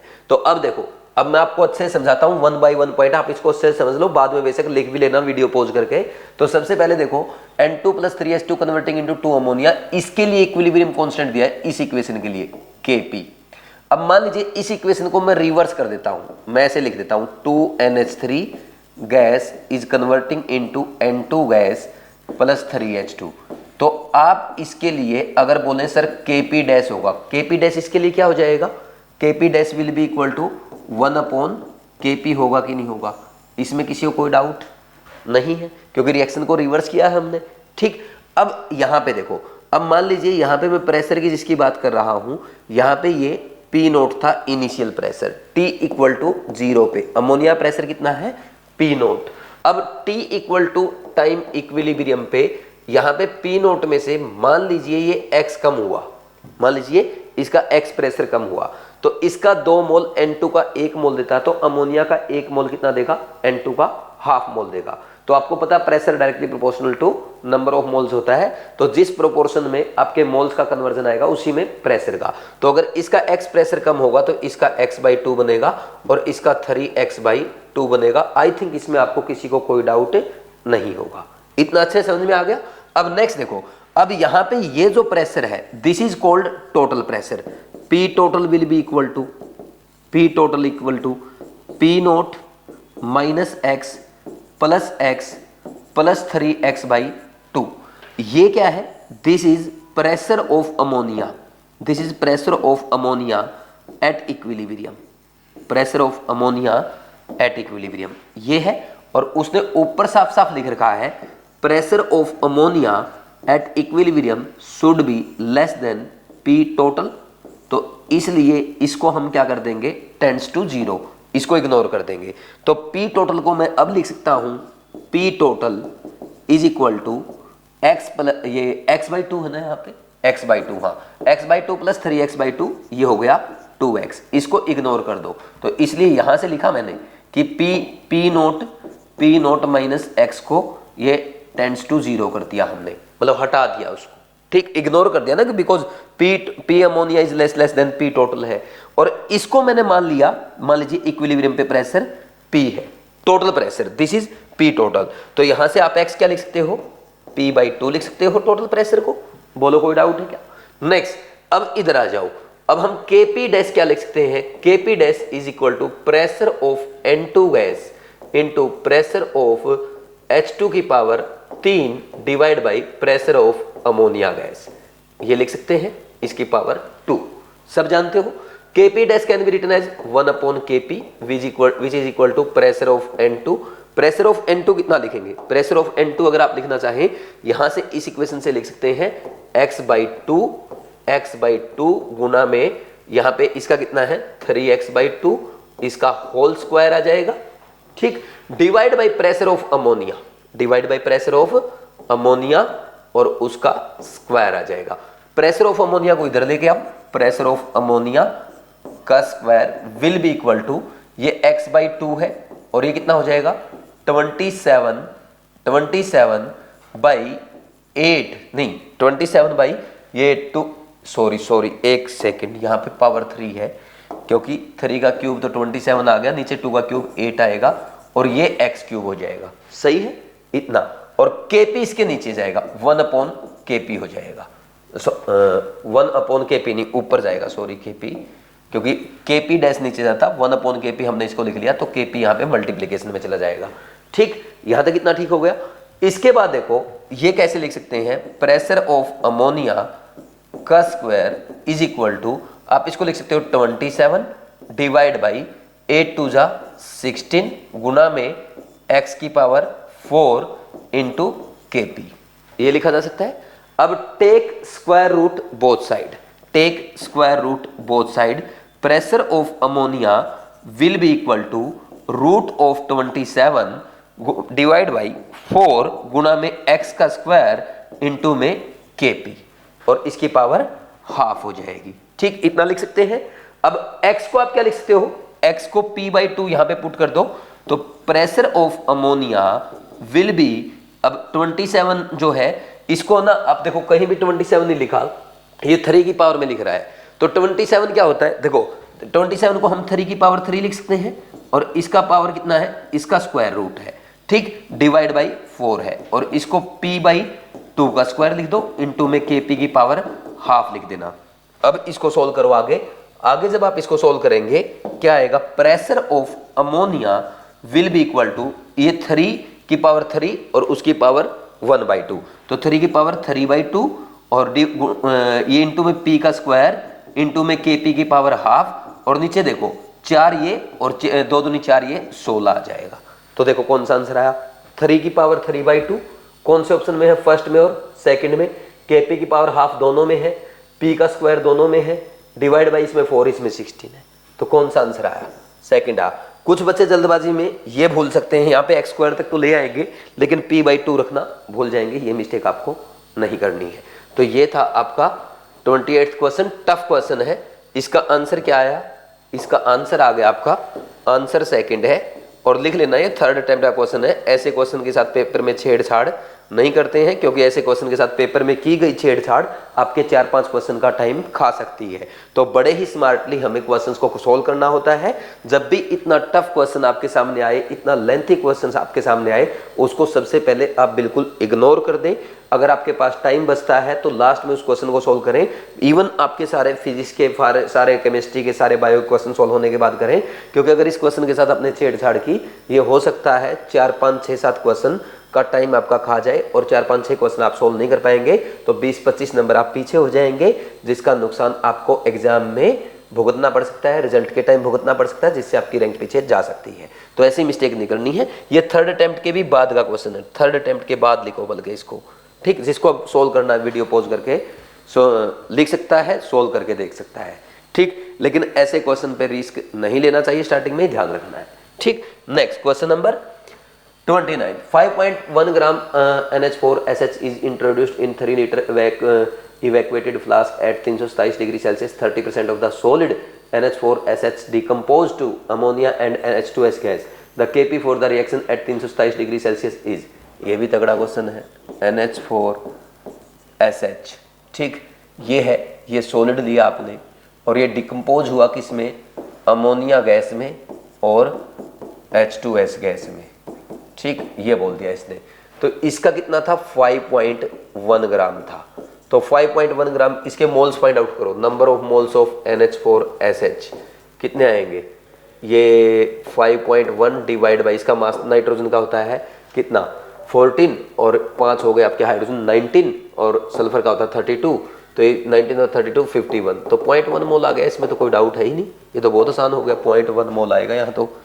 अब क्या बोल रहा है, 0.1 मोल, 30% of solid NH4SH is dissociated, तो 0.1 में से इसका 30%, अल्फा कितना है इसका, 30% है, 30% यानी 0.3 है, तो 0.3 ये आप क्या करोगे, 0.1 माइनस सी अल्फा करते हो, तो सी अल्फा कितना होगा, 0.1 माइनस ये सी इनिशियल ये है ना, तो 0.1 इंटू 0.3 यानी कितना जाएगा, ऐसे लिखेंगे ना, इसको ना मैं बाद में लिखता, देखो 0.1 में से सी अल्फा गया, ये कितना बनेगा, सी अल्फा बनेगा, ये सी अल्फा, ऐसे ही तो करते आए हम, और सी अल्फा कितना हो जाएगा, 0.1 माइनस ये 0.1 इंटू 0.3, तो ये आपका जितना आएगा, और ये हो जाएगा 0.1 इंटू 0.3, ये 0.1 इंटू 0.3, तो इसके मोल्स कितने रह जाएंगे, ये रह जाएंगे आपके 0.07, इसके बन जाएंगे 0.03, इसके बन जाएंगे 0.03। अब आ जाओ क्वेश्चन पे, ये टोटल मोल्स कितने हो जाएंगे at equilibrium, total moles at equilibrium, total moles at equilibrium, ये और लिख लो, टोटल मोल्स एट इक्विलिब्रियम हो जाएंगे आपका कितना, 0.07 plus 0.03 plus 0.03 that is equal to, ये हो जाएगा, ये होगा 0.1, ये 0.13 आ जाएगा, ठीक। अब चेक करो क्या करना है, क्या बोल रहा है, Kp बताओ, Kp तो बिल्कुल सिंपल हो जाएगा, फिर Kp equal to pressure of ammonia into pressure of H2S। अब मुझे बताओ क्या हमारे पास टोटल प्रेशर है, टोटल प्रेशर कहीं लिखा है, टोटल प्रेशर उसने कहीं भी नहीं लिखा, तो टोटल प्रेशर नहीं लिखा तो आप इससे Kp फाइंड आउट नहीं कर सकते, आपको पहले Kc फाइंड आउट करना पड़ेगा। Kc क्या आएगा, concentration of ammonia into concentration of H2S, ammonia की कंसंट्रेशन कितनी है, अमोनिया के मोल्स है 0.03 डिवाइड बाई, यहाँ पे वॉल्यूम कितना है 3 लीटर, ये 0.03 डिवाइड बाई 3 लीटर, Kc आ जाएगा 0.01 इंटू 0.01 यानी 10 की पावर -4 मोलर स्क्वायर, ठीक। फिर इसके बाद क्या करेंगे, अब आपसे Kp पूछा है, तो Kp के लिए Kc आ गया, तो आप Kp का फॉर्मूला जानते हैं, Kp equal to Kc into RT की पावर डेल्टा एन जी कितना है 2, वैल्यू पुट कर दो, Kc कितना 10 की पावर -4, और R इसने ATM में पूछ रहा तो 0.08 पुट कर देंगे, 0.082 भी लिख सकते हो, ठीक। इनटू में टेम्परेचर कितना 327 डिग्री सेल्सियस है, इसको 600 केल्विन लिख देंगे और इसका स्क्वायर, तो ये हो गया आपका, ये कट जाएगी दोनों जीरो है ना इसकी, तो 8 इंटू 6 कितना होता है 48, तो 48 का स्क्वायर 10 की पावर -4 और ये 82 होता,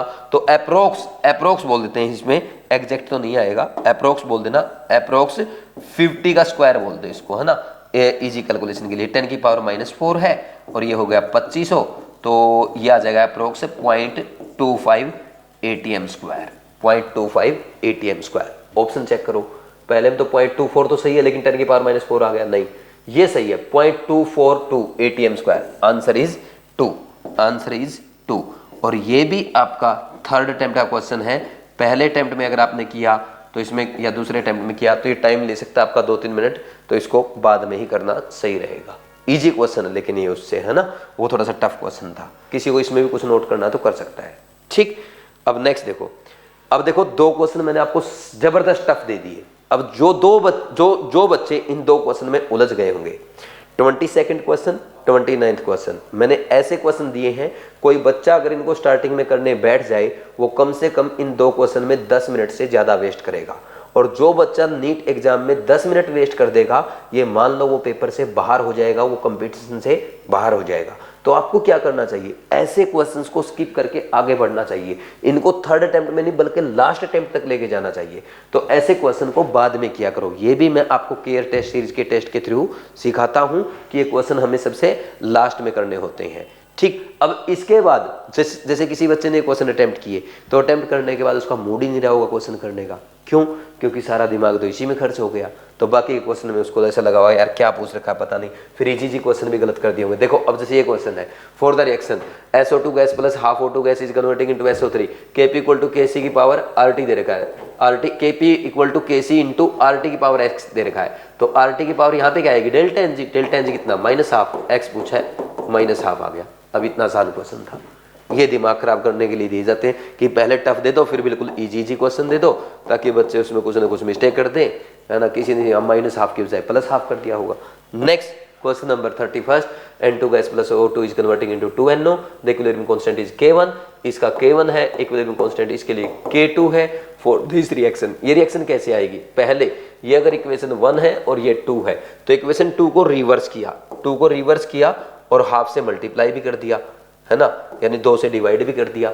ठीक, ऐसे बोल दो, या हाफ से मल्टीप्लाई करना बोल दो और रिवर्स के लिए माइनस निशान लगाओ। ठीक, फिर क्या बोल रहा है, फर्स्ट इक्वेशन को क्या किया होगा, फर्स्ट इक्वेशन को भी उल्टा करना पड़ा और उल्टा करके उसको भी हाफ से डिवाइड किया, तो -1 किया और इसको भी हाफ से मल्टीप्लाई किया, तब जाके ये इक्वेशन आई आपकी। तो अब जो इसके लिए k क्या आ जाएगा, जो ऑपरेशन इस पे लगा वही k पे लगेगा। तो जब इक्वेशन को रिवर्स करते हो k नीचे जाता है 1/, में जाएगा, तो 1/K1 और जितने से मल्टीप्लाई किया वो पावर में चला जाएगा, K1 की पावर हाफ, वैसे ही K2 की पावर हाफ।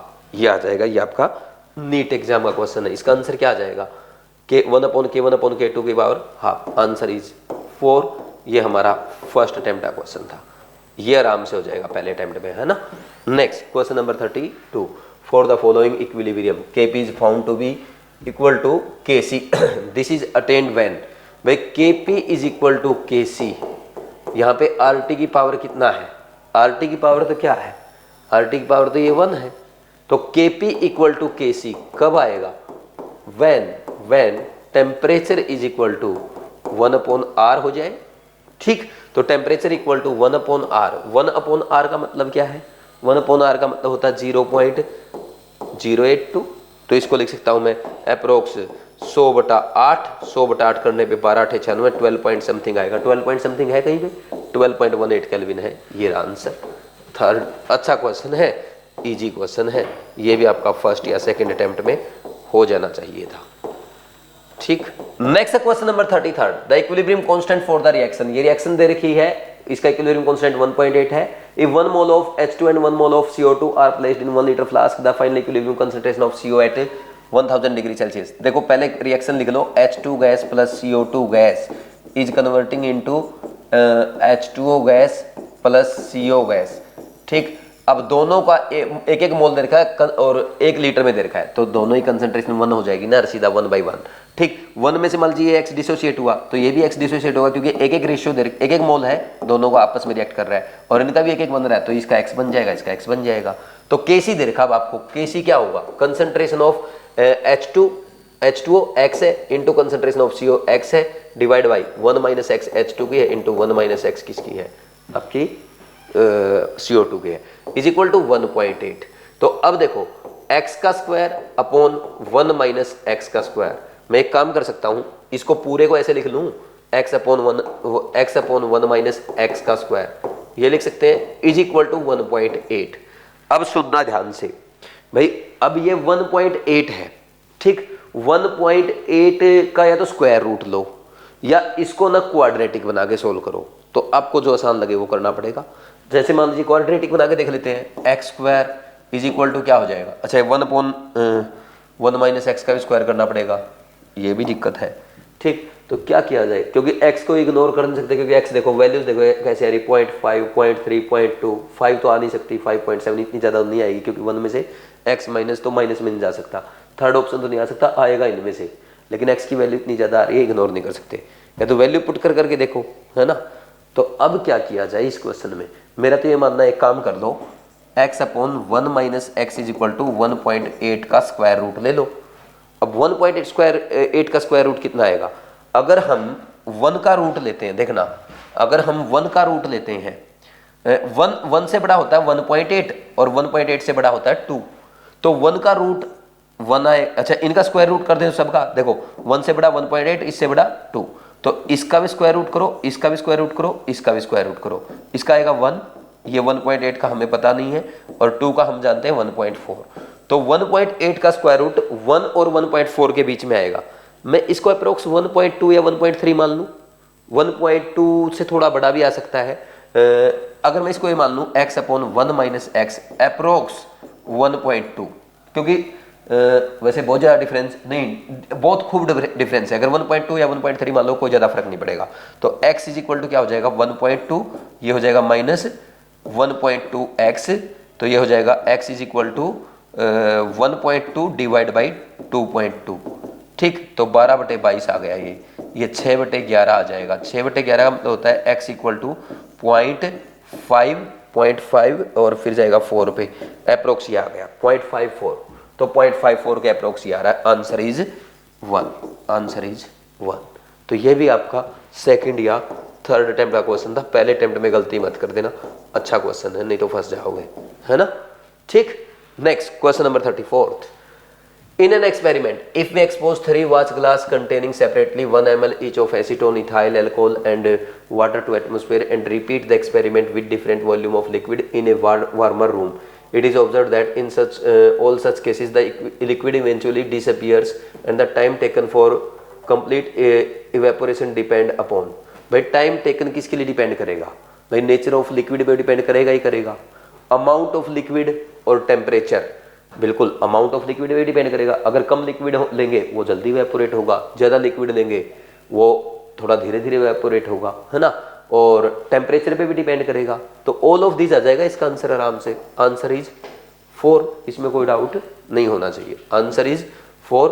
और ये आपका मैं बोल दूंगा कौन से अटेम्प्ट का क्वेश्चन है, फर्स्ट अटेम्प्ट का क्वेश्चन है, कुछ नहीं है, क्वेश्चन देख के आप डर गए होंगे, इस क्वेश्चन में बिल्कुल कुछ नहीं है, देखो उसने 3 लिक्विड दे रखे हैं, कौन सा, एसीटोन, इथाइल अल्कोहल यानी इथेनॉल और वाटर, उन तीनों को हम इवेपोरेट कर रहे हैं, तो जब तीनों को इवेपोरेट करेंगे किसी रूम में, तो अब यहाँ पे सबसे पहले तो तीनों का इवेपोरेशन अलग अलग होगा क्योंकि तीनों डिफरेंट लिक्विड है, तो तीनों के नेचर पे डिपेंड करेगा इनका इवेपोरेशन, पहला पॉइंट। दूसरा आपने लिया कितना है, भाई मान लीजिए आप अगर ओनली 1 ml को इवेपोरेट करोगे तो ये जल्दी इवेपोरेट हो जाएगा, और इसी की जगह अगर आपने 10 लीटर ले लिया वो इवेपोरेट होने में टाइम लगेगा, ये भी सही बात है, अमाउंट ऑफ लिक्विड पे भी डिपेंड करेगा। तीसरा टेम्परेचर, भाई एक तो इवेपोरेशन हम कर रहे हैं 50 डिग्री सेल्सियस पे, एक तीनों का करो 150 पे तीनों इवेपोरेट हो जाएंगे, क्योंकि वाटर भी हो जाता है 100 पे, उनका तो वाटर से कम बॉइलिंग पॉइंट है, ठीक, तो तीनों इवेपोरेट हो जाएंगे ज़्यादा टेम्परेचर पे। तो जैसे जैसे टेम्परेचर बढ़ाओगे ना, टेम्परेचर डिफरेंट टेम्परेचर पे एक्सपेरिमेंट करोगे तो रेट ऑफ इवेपोरेशन में डिफरेंस आ जाएगा, ठीक। तो आंसर क्या होगा, answer all of these, answer 4 आ गया, फर्स्ट अटेम्प्ट का क्वेश्चन।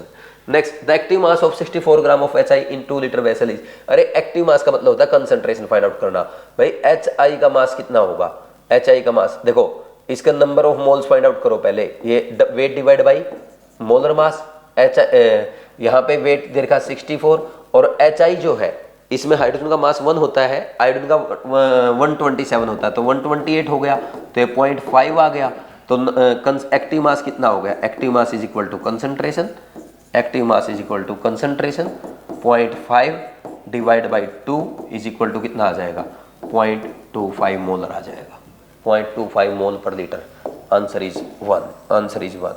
और बहुत सारे बच्चे तो इसी को सोल्व नहीं कर पाए होंगे क्योंकि आयोडीन का मोलर मास याद नहीं है, बहुत सारी जगह आता है आयोडीन का तो 127 होता है, ठीक।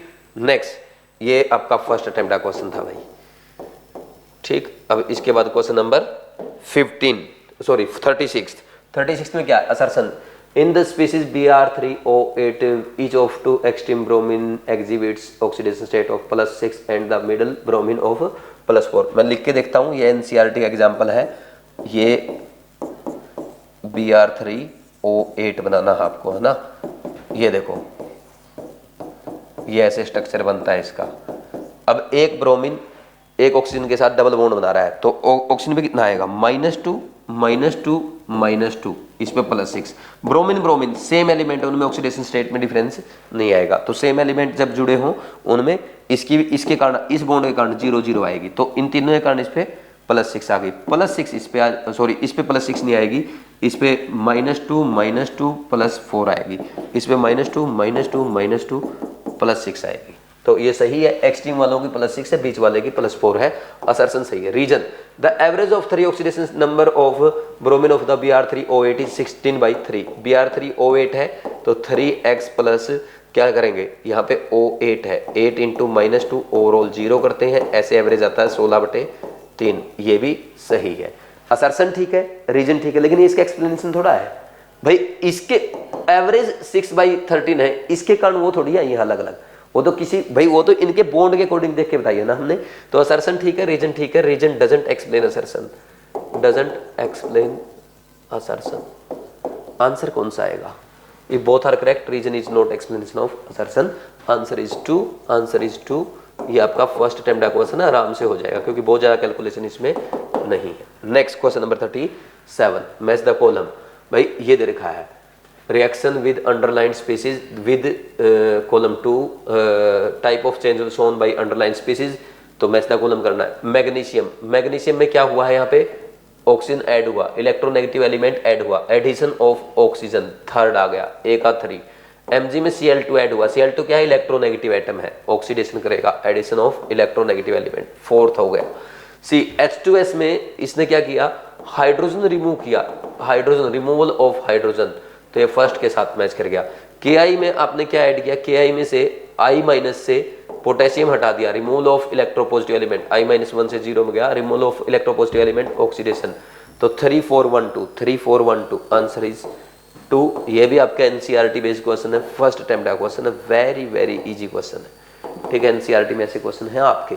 Next question number 38, which of the following statement is correct regarding the below reaction, N2H4 + 2Br3- converting into 3N2 + 2Br- 6H2O।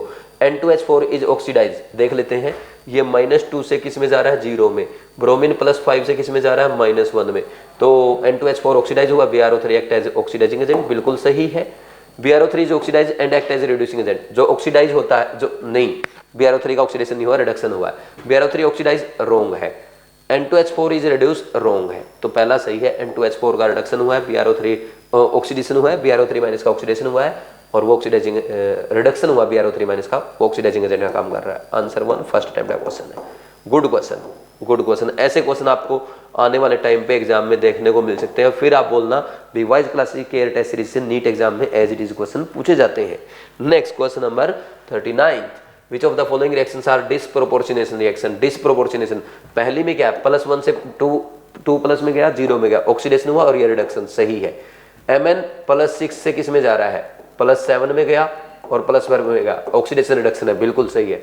+7 maximum oxidation state में है, तो मैक्सिमम से किस में जाएगा, मैक्सिमम से कम में ही जा रहा है, +4 में गया, नहीं सॉरी, +6 में गया, +4 में गया, ओनली रिडक्शन हुआ, ये ऑक्सीडेशन रिडक्शन, ये डिसप्रोपोर्शनेशन नहीं है। यहाँ भी +7 में है, ये +7 और +2 किस में जा रहे हैं, +4 में जा रहे हैं, ये डिसप्रोपोर्शनेशन का उल्टा है, कॉम्प्रोपोर्शनेशन, डिसप्रोपोर्शनेशन नहीं है। तो 1 and 2 are disproportionation reaction, answer is 4 first attempt का ये हमारा क्वेश्चन था।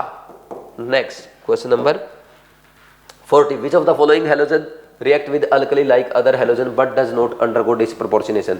देखो भाई F2 जो है ना फ्लोरीन, इसका ये ओनली F- में जाएगा, इसका ओनली रिडक्शन होता है, बाकी जो है ना हैलोजन जैसे Cl2 है, Cl2 OH- के साथ क्या करेगा भाई, यहाँ पे Cl- में भी जाएगा और Cl- में भी जाता है, तो इसका डिसप्रोपोर्शनेशन होता है। सिमिलरली बाकी हैलोजन्स का होता है, लेकिन फ्लोरीन जो है उसका ओनली रिडक्शन होगा, ओनली रिडक्शन होगा। आंसर इज 1, वो डिसप्रोपोर्शनेशन में नहीं जाएगा।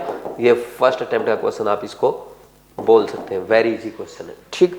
Next question number 41, at 500 kelvin equilibrium constant Kc for the following reaction is 5 इसके लिए, what would be the equilibrium constant Kc for the reaction.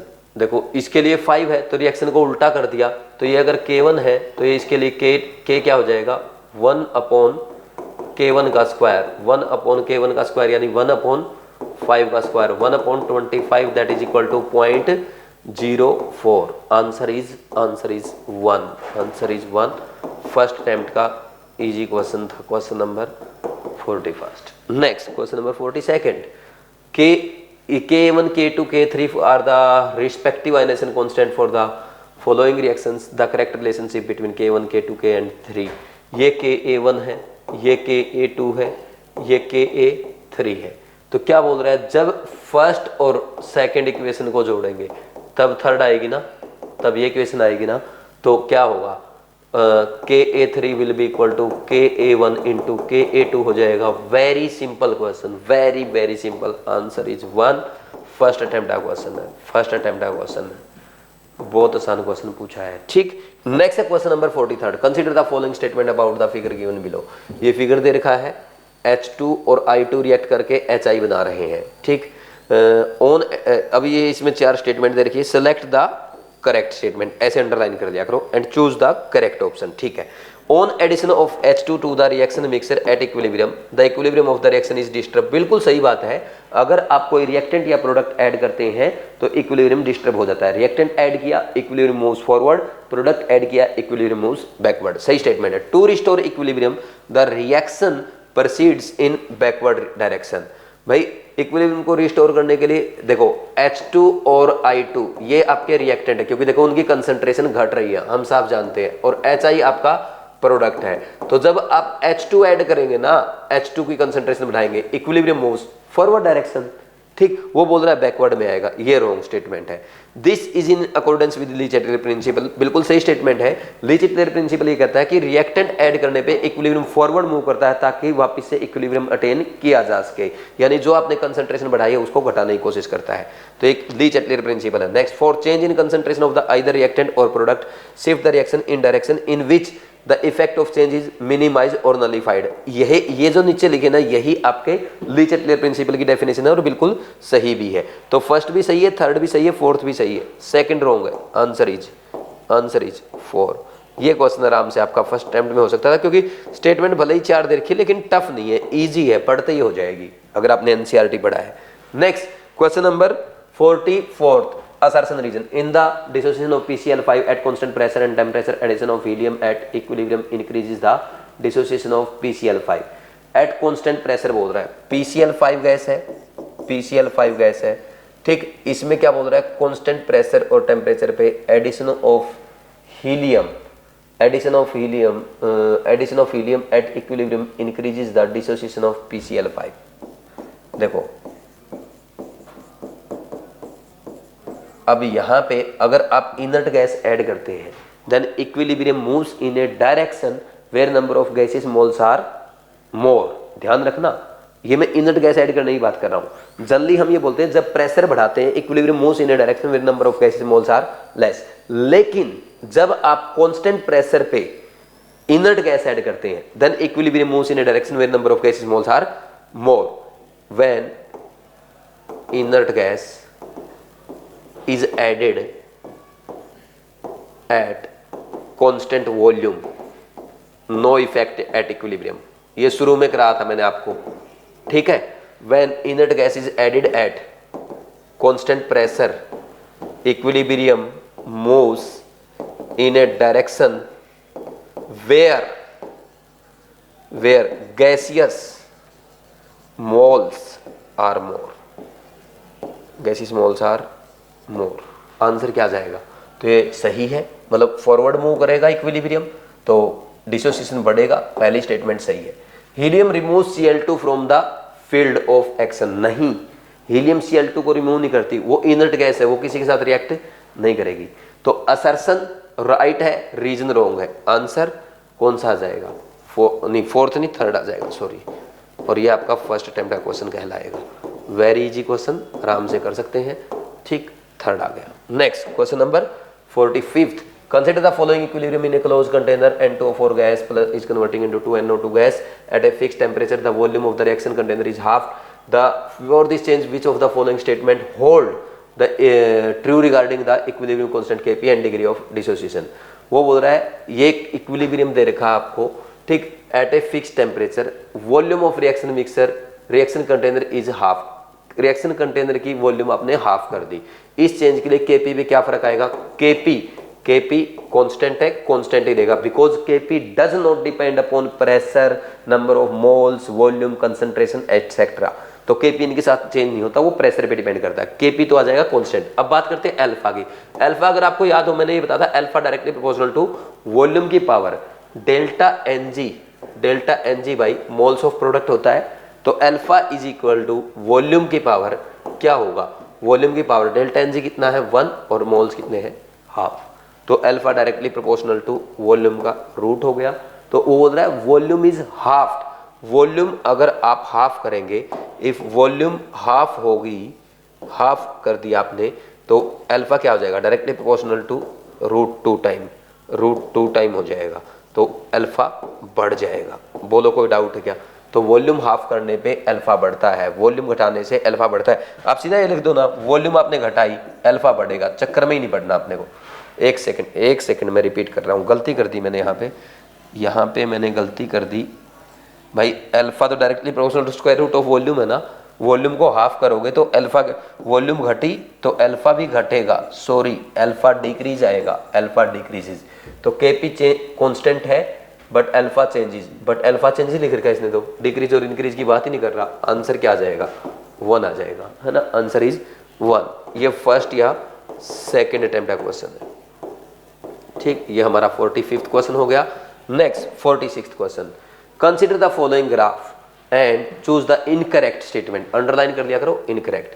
Time equilibrium, इस तरफ से भी इक्विलिब्रियम, इस तरफ से भी इक्विलिब्रियम और यहाँ इक्विलिब्रियम अचीव हुआ। If total number of H and I atom are same in a given volume then same equilibrium mixture is obtained. If total number of H and I same in a given volume then same equilibrium mixture is obtained. बिल्कुल सही बात है भाई। Hydrogen और atom के अगर आप number of atoms change कर दो, टोटल मिक्सचर की बात करा, चाहे वो HI की फॉर्म में, चाहे H2 की फॉर्म में, चाहे I2 की फॉर्म में है, तो हाइड्रोजन और एटम आयोडीन के हम एटम क्या कर लें, एटम सेम हो जाए एक गिवन वॉल्यूम में, तो भी सेम इक्विलिब्रियम अचीव होगा, इसमें कोई डाउट ही नहीं है। ठीक, next, chemical equilibrium in the reaction H2 plus I2 converting into 2HI can be obtained from reactant side only। ये statement wrong है, because equilibrium can be achieved from reactant side as well as product side। ये मैंने आपको class में भी पढ़ाया है। The concentration of H2 and I2 decreases while that of HI increases with time। देखो concentration of H2 और I2 क्या हो रही है, कम हो रही है, फिर HI की यहाँ पे बढ़ रही है। ये स्टेटमेंट ठीक है। Next, the reaction can proceed in the reverse direction by starting with HI on, मतलब HI के साथ रिएक्शन स्टार्ट करके अगर आप इधर से इक्विलिब्रियम, मतलब उसमें HI डालते हैं आप, तब ये इक्विलिब्रियम ऐसे भी अचीव किया जा सकता है HI को ऐड करके। तो दो ये स्टेटमेंट सही है। ठीक, रॉन्ग कौन सी है, रॉन्ग पूछी थी, आंसर 2 आ जाएगा, आंसर 2। ये भी फर्स्ट अटेम्प्ट का क्वेश्चन आपका कहलाएगा। डायरेक्ट NCERT की लाइन से क्वेश्चन बनाया गया है, NCERT में डायग्राम भी है, वहां से भी आप चेक कर सकते हैं। Next question number 47, the correct equation for the equilibrium constant in terms of गिव्स फ्री एनर्जीज। भाई आप जानते हैं, हम सीधा जानते हैं, delta G naught is equal to क्या होता है, माइनस RT ln K होता है। So ln K can be written as minus delta G naught upon RT, और यहाँ पे K is equal to e की power minus delta G naught upon RT। ये कई बार मैं आपको सिखा चुका हूँ, थर्मो में भी आपके आया था। आंसर पहला आ जाएगा, answer is first, answer first time का क्वेश्चन है, question number 47। Next question number 48, for the reversible reaction the equilibrium shifts in A forward direction. कब शिफ्ट होगा फॉरवर्ड डायरेक्शन में? देखो हीट है, ये एंडोथर्मिक है, पहली बात तो नहीं, सॉरी एक्सोथर्मिक है, प्लस हीट, प्रोडक्ट की साइड हीट है, सॉरी एक्सोथर्मिक है, एक्सोथर्मिक। तो इसके लिए, इस रिएक्शन के लिए प्रेशर बढ़ाएंगे, इक्विलिब्रियम मूव्स फॉरवर्ड। टेम्परेचर घटाएंगे क्योंकि एक्सोथर्मिक है ना, इक्विलिब्रियम मूव्स फॉरवर्ड। देखो by increasing the concentration of ammonia, देखो अब N2 और H2 की कंसंट्रेशन बढ़ाते हैं, N2 और H2 की कंसंट्रेशन बढ़ाने पे equilibrium moves forward. NH3 concentration घटाएंगे तब इक्विलिब्रियम फॉरवर्ड मूव करेगा। ये कंडीशन है, इनमें से देख लो कौन सी दे रखी है। पहला, increasing concentration of ammonia wrong, decreasing pressure wrong, decreasing the concentration of N2 and H2 backward जाएगा wrong, increasing pressure and decreasing temperature ये सही है। Answer is fourth, answer is fourth. Good question for exam, good question for exam. Exam में ऐसा practical question, अच्छा question आ सकता है, फर्स्ट टाइम का क्वेश्चन होगा, अगर एग्जाम में आ जाता है आराम से आप कर सकते हैं। Next question number 49, the value of Kc for the reaction. This reaction के लिए Kc की वैल्यू दे रखी है, Kc कितना है 2 × 10⁻³ at a given time. The composition of reaction mixture दे रखी है, कंसंट्रेशन दे रखी, तीनों की ABC की इक्वल दे रखी है, तो तीनों की अगर इक्वल है तो QC फाइंड आउट करो। QC equal to concentration of B into C upon A का स्क्वायर। तो ये क्या है, ये B का कितना है 3 इंटू 10 की पावर माइनस 4, ये कितना 3 इंटू 10 की पावर माइनस 4, ठीक, ऊपर 3 इंटू 10 की पावर माइनस 4 का स्क्वायर आ जाएगा, नीचे 3 इंटू 10 की पावर माइनस 4 का स्क्वायर, तो क्या आ गया 1 आ गया। तो QC is greater than KC, तो हम क्या बोलेंगे, reaction moves reverse direction, answer is 2 हो जाएगा ना, answer is 2। Very easy question, ये एनसीईआरटी का क्वेश्चन है, नीट 2024 में आया था, आपको याद होगा नीट 2024 में आया था, एनसीईआरटी का एग्जाम्पल है, और ये आपके क्लास नोट्स में भी करवा रखा था, लास्ट ईयर भी करवा रखा था, इस साल भी करवाया है, ठीक, चेक कर देना बेशक आप। Next question number 50, 2 moles of HI were heated in a sealed tube at 440 degrees Celsius till the equilibrium was reached. HI was found to be 22% decomposed. The equilibrium constant for the dissociation is, देखो यहाँ पे ऐसे लिख लो reaction को, 2HI is converting into H2 plus I2, ठीक है। अब हम क्या लिख रहे हैं यहाँ पे, मान लीजिए इसके इनिशियल मोल्स कितने बोल रहा है 2, इसके 0 रहे होंगे, अब 2 में से मान लीजिए ये X डिसोशिएट हुआ, तो इसका 2 मोल, इसका 1 मोल दे रहा है, तो इसका X मोल कितना देगा, इसका X/2 और इसका भी X/2। अब X कितना है, X आप फाइंड आउट करोगे यहां से, X इज 22%, भाई X कितना है, moles dissociated, X is 22% of 2 मोल, है ना, तो कितना आ जाएगा 22/100 गुना में 2 करोगे तो 0.44 आ जाएगा, तो 2 में से कितना गया 0.44, कितना आया इसका 1.56 आ गया, और इसका आ जाएगा 0.44 डिवाइड बाई 2, 0.44 डिवाइड बाई 2, ये दोनों 0.22 आ जाएंगे। और अगर let volume 1 litre, let volume 1 litre, 1 litre मान लो, वैसे भी वॉल्यूम कैंसिल होनी है ना, और वॉल्यूम अगर आप 1 लीटर नहीं मानोगे तब भी कोई दिक्कत नहीं है, 1.56/1 है, ये 0.22/1 है, 0.22/1 है, ठीक। अब Kc क्या आएगा, Kc आप ऐसे करोगे ना, Kc equal to concentration of H2 into concentration of I2 divide by concentration of HI का स्क्वायर, तो अब देखो Kc is equal to 0.22 into 0.22 divide by 1.56 का स्क्वायर। अब मान लीजिए आप 1 लीटर ना लिख, डिवाइड बाई वॉल्यूम करते हैं, divide by V divide by V divide by V, नीचे V का स्क्वायर, ऊपर भी V 1/V तो कैंसिल हो जाता है ना, ठीक, इसलिए मैंने 1 लीटर ही ले लिया, ठीक। अब नेक्स्ट देखो इसके बाद, तो इसको ऐसे लिख लो ना, 0.22 इंटू 0.22 डिवाइड बाई 1.56 इंटू 1.56, ये कैंसिल हो जाएंगे दशमलव, ठीक, 22 गुना 22 बटे कितना बच गया 156 गुना 156, तो इसको कैंसिल करो, 22 सत्ता 154 होता है, 22 सत्ता 154 होता है, 22 सत्ता 154 है ना, 22 का 132, 22 सत्ता 154, ये आ गया लगभग, तो ये आ गया 1/49, 1/49 को 1/50 मान लो, तो अप्रोक्स ये आ जाएगा 0.02 आएगा ना, 0.02, और 0.02 के आसपास कौन सा है, ये 0.2 है, 0.02 आना चाहिए, ये 0.07 है, ये 0.0199 है, तो ये बिल्कुल सही है, तो ये थोड़ा सा छोटा आएगा 0.0199, ऐसे सोल्व करेंगे, तो आंसर कौन सा आ गया, थर्ड आ जाएगा, आंसर इज थर्ड। ये भी थोड़ा सा लेंथी क्वेश्चन था, ये थोड़ा सा आप सेकंड या थर्ड अटेम्प्ट में इसको भी लेके जा सकते हैं, ठीक। ये था भाई आज के टेस्ट का video solution, redox reaction and chemical equilibrium, एक एक क्वेश्चन अच्छे से कराया है, लेकिन देखो ये क्वेश्चन, ये पेपर आसान नहीं था, अगर इस पेपर में आपके 160 नंबर भी आए ना तब भी बहुत अच्छा है, क्योंकि 3-4 क्वेश्चन तो इतनी गंदी कैलकुलेशन दे रखी है, आपने पक्का टाइम वेस्ट किया ही किया होगा। जिसके 160 से ऊपर नंबर है बहुत बढ़िया है, जिसके 120 130 भी आ रहे हैं वो भी अच्छा स्कोर है, ठीक, 160 से ऊपर बेस्ट है, ठीक है भाई। तो मैंने कोशिश की आपको समझाने की, उम्मीद आपने अच्छे से समझा होगा, अपनी मिस्टेक, अपने इंपॉर्टेंट पॉइंट नोट किए होंगे, बस अब इनको अच्छे से रिवाइज करते रहना ताकि एग्जाम में मिस्टेक ना हो, अच्छे मार्क्स अच्छे रैंक के साथ हम अपने ड्रीम कॉलेज में जाए। Thank you very much, all the best.